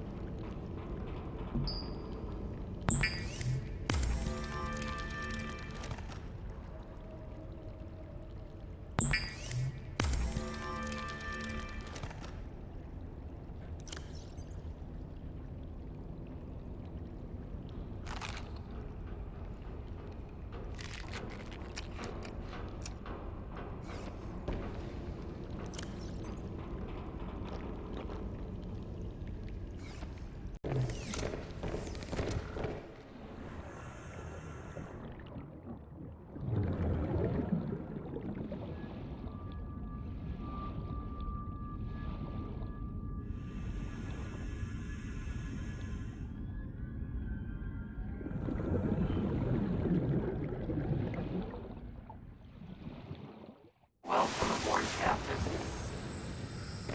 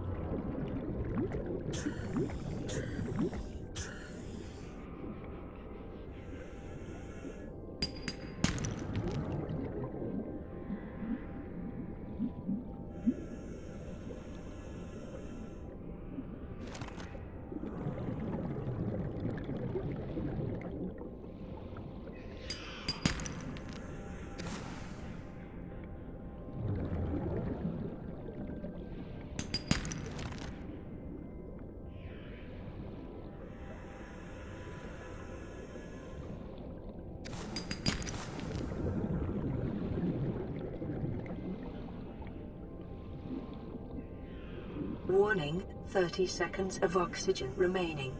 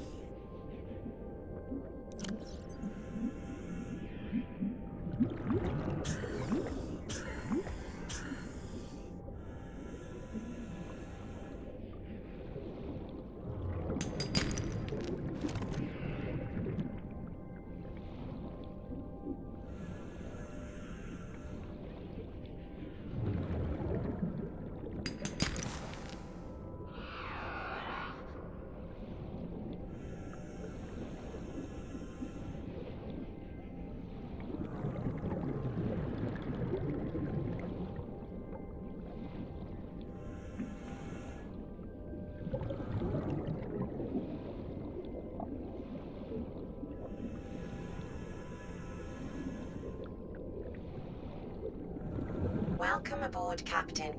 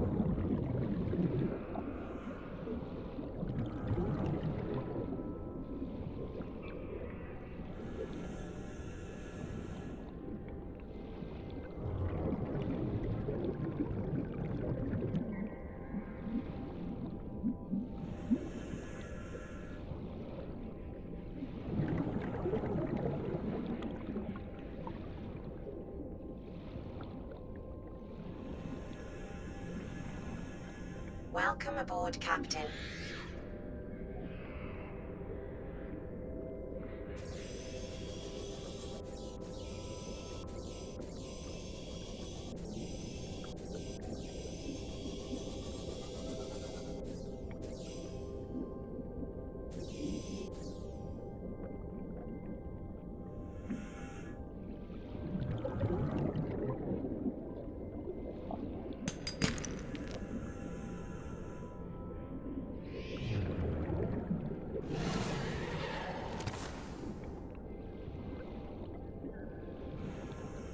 Welcome aboard, Captain.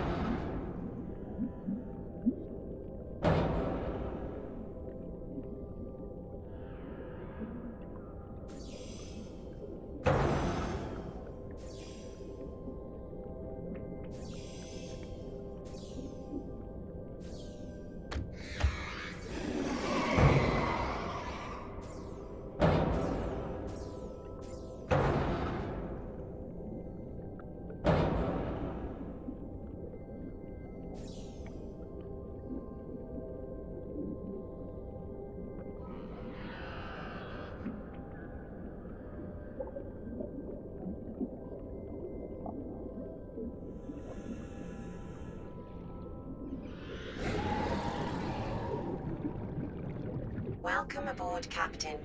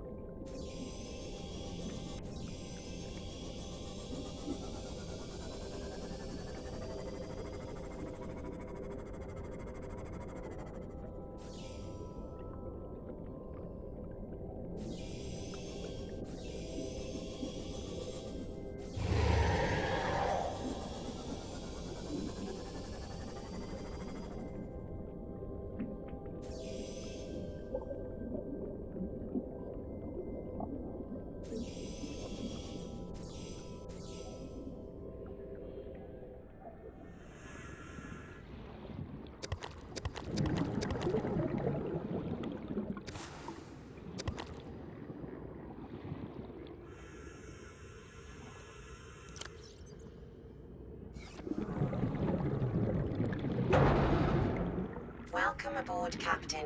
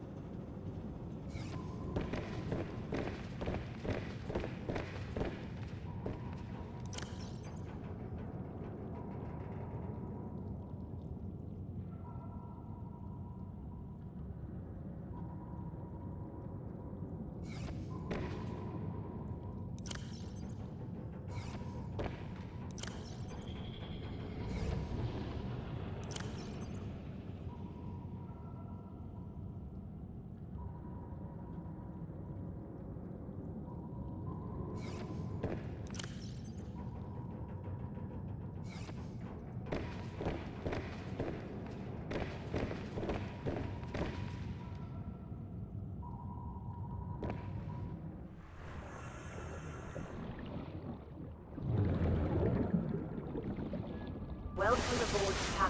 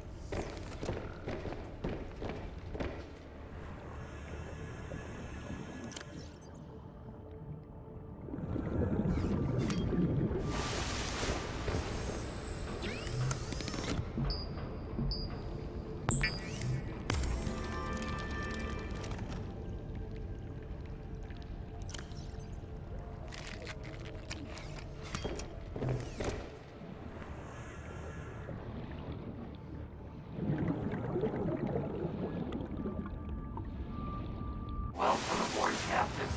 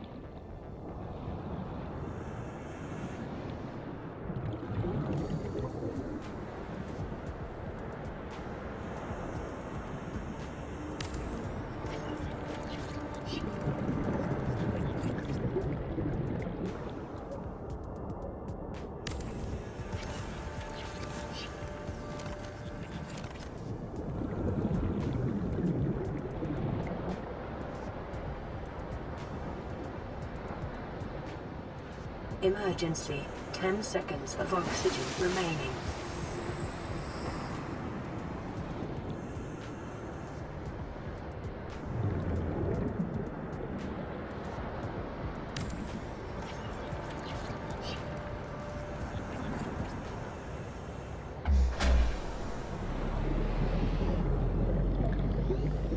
Power restored.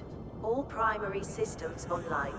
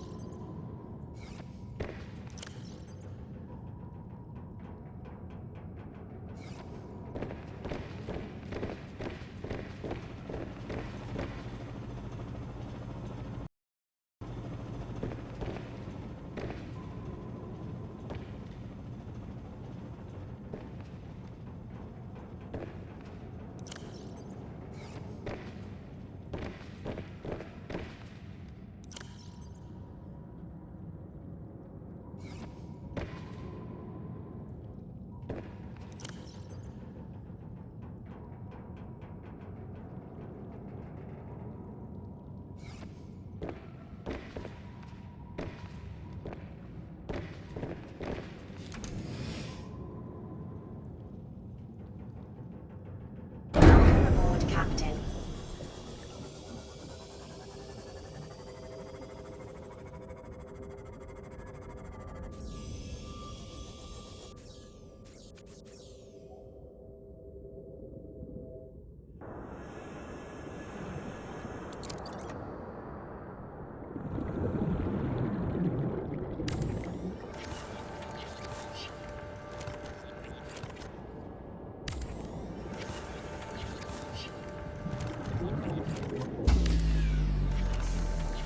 Warning, emergency power only.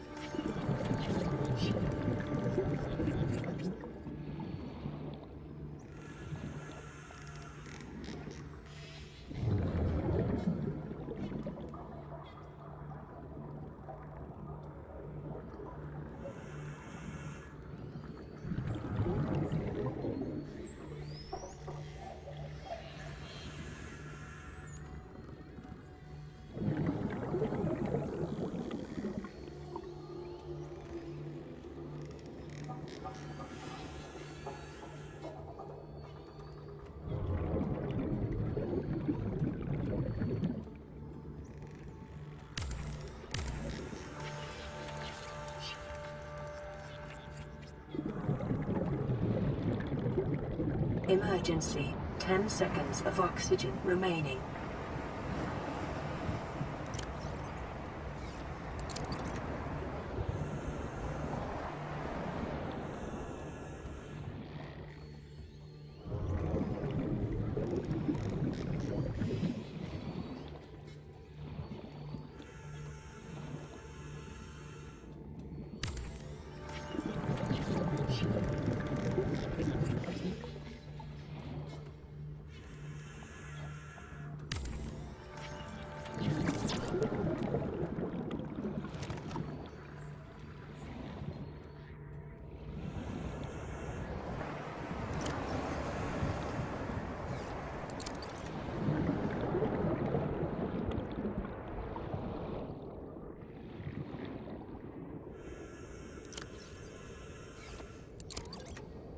Welcome aboard, Captain.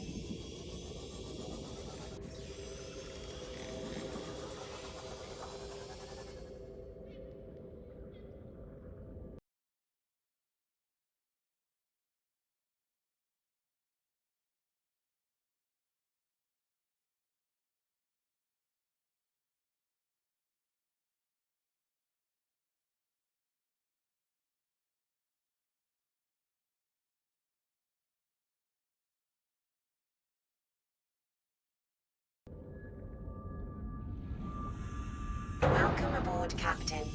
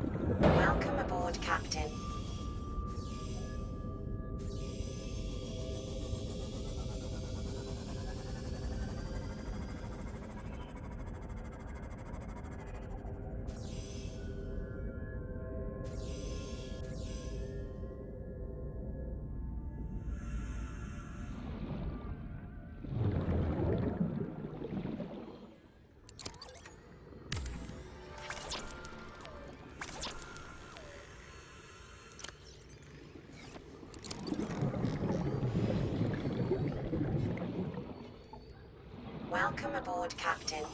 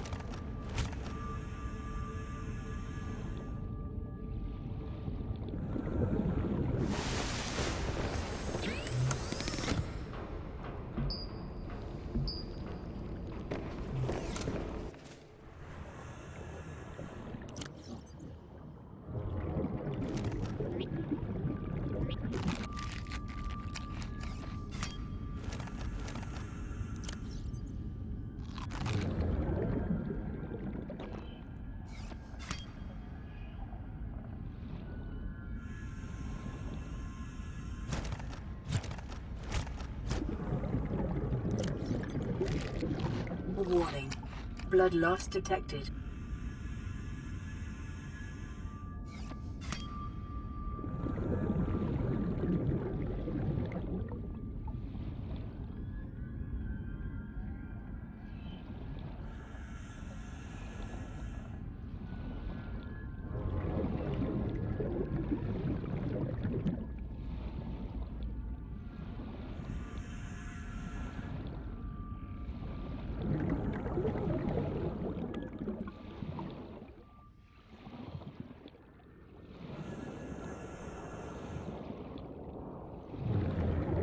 Welcome aboard, Captain.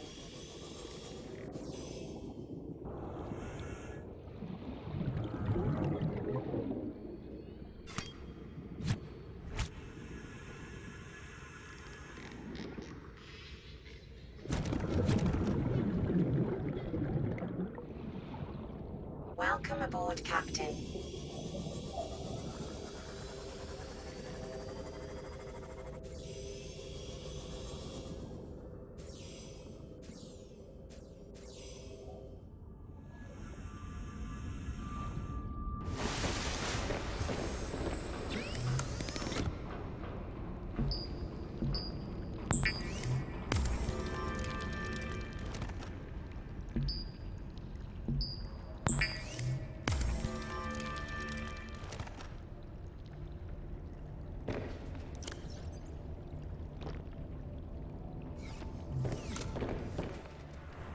Welcome aboard, Captain.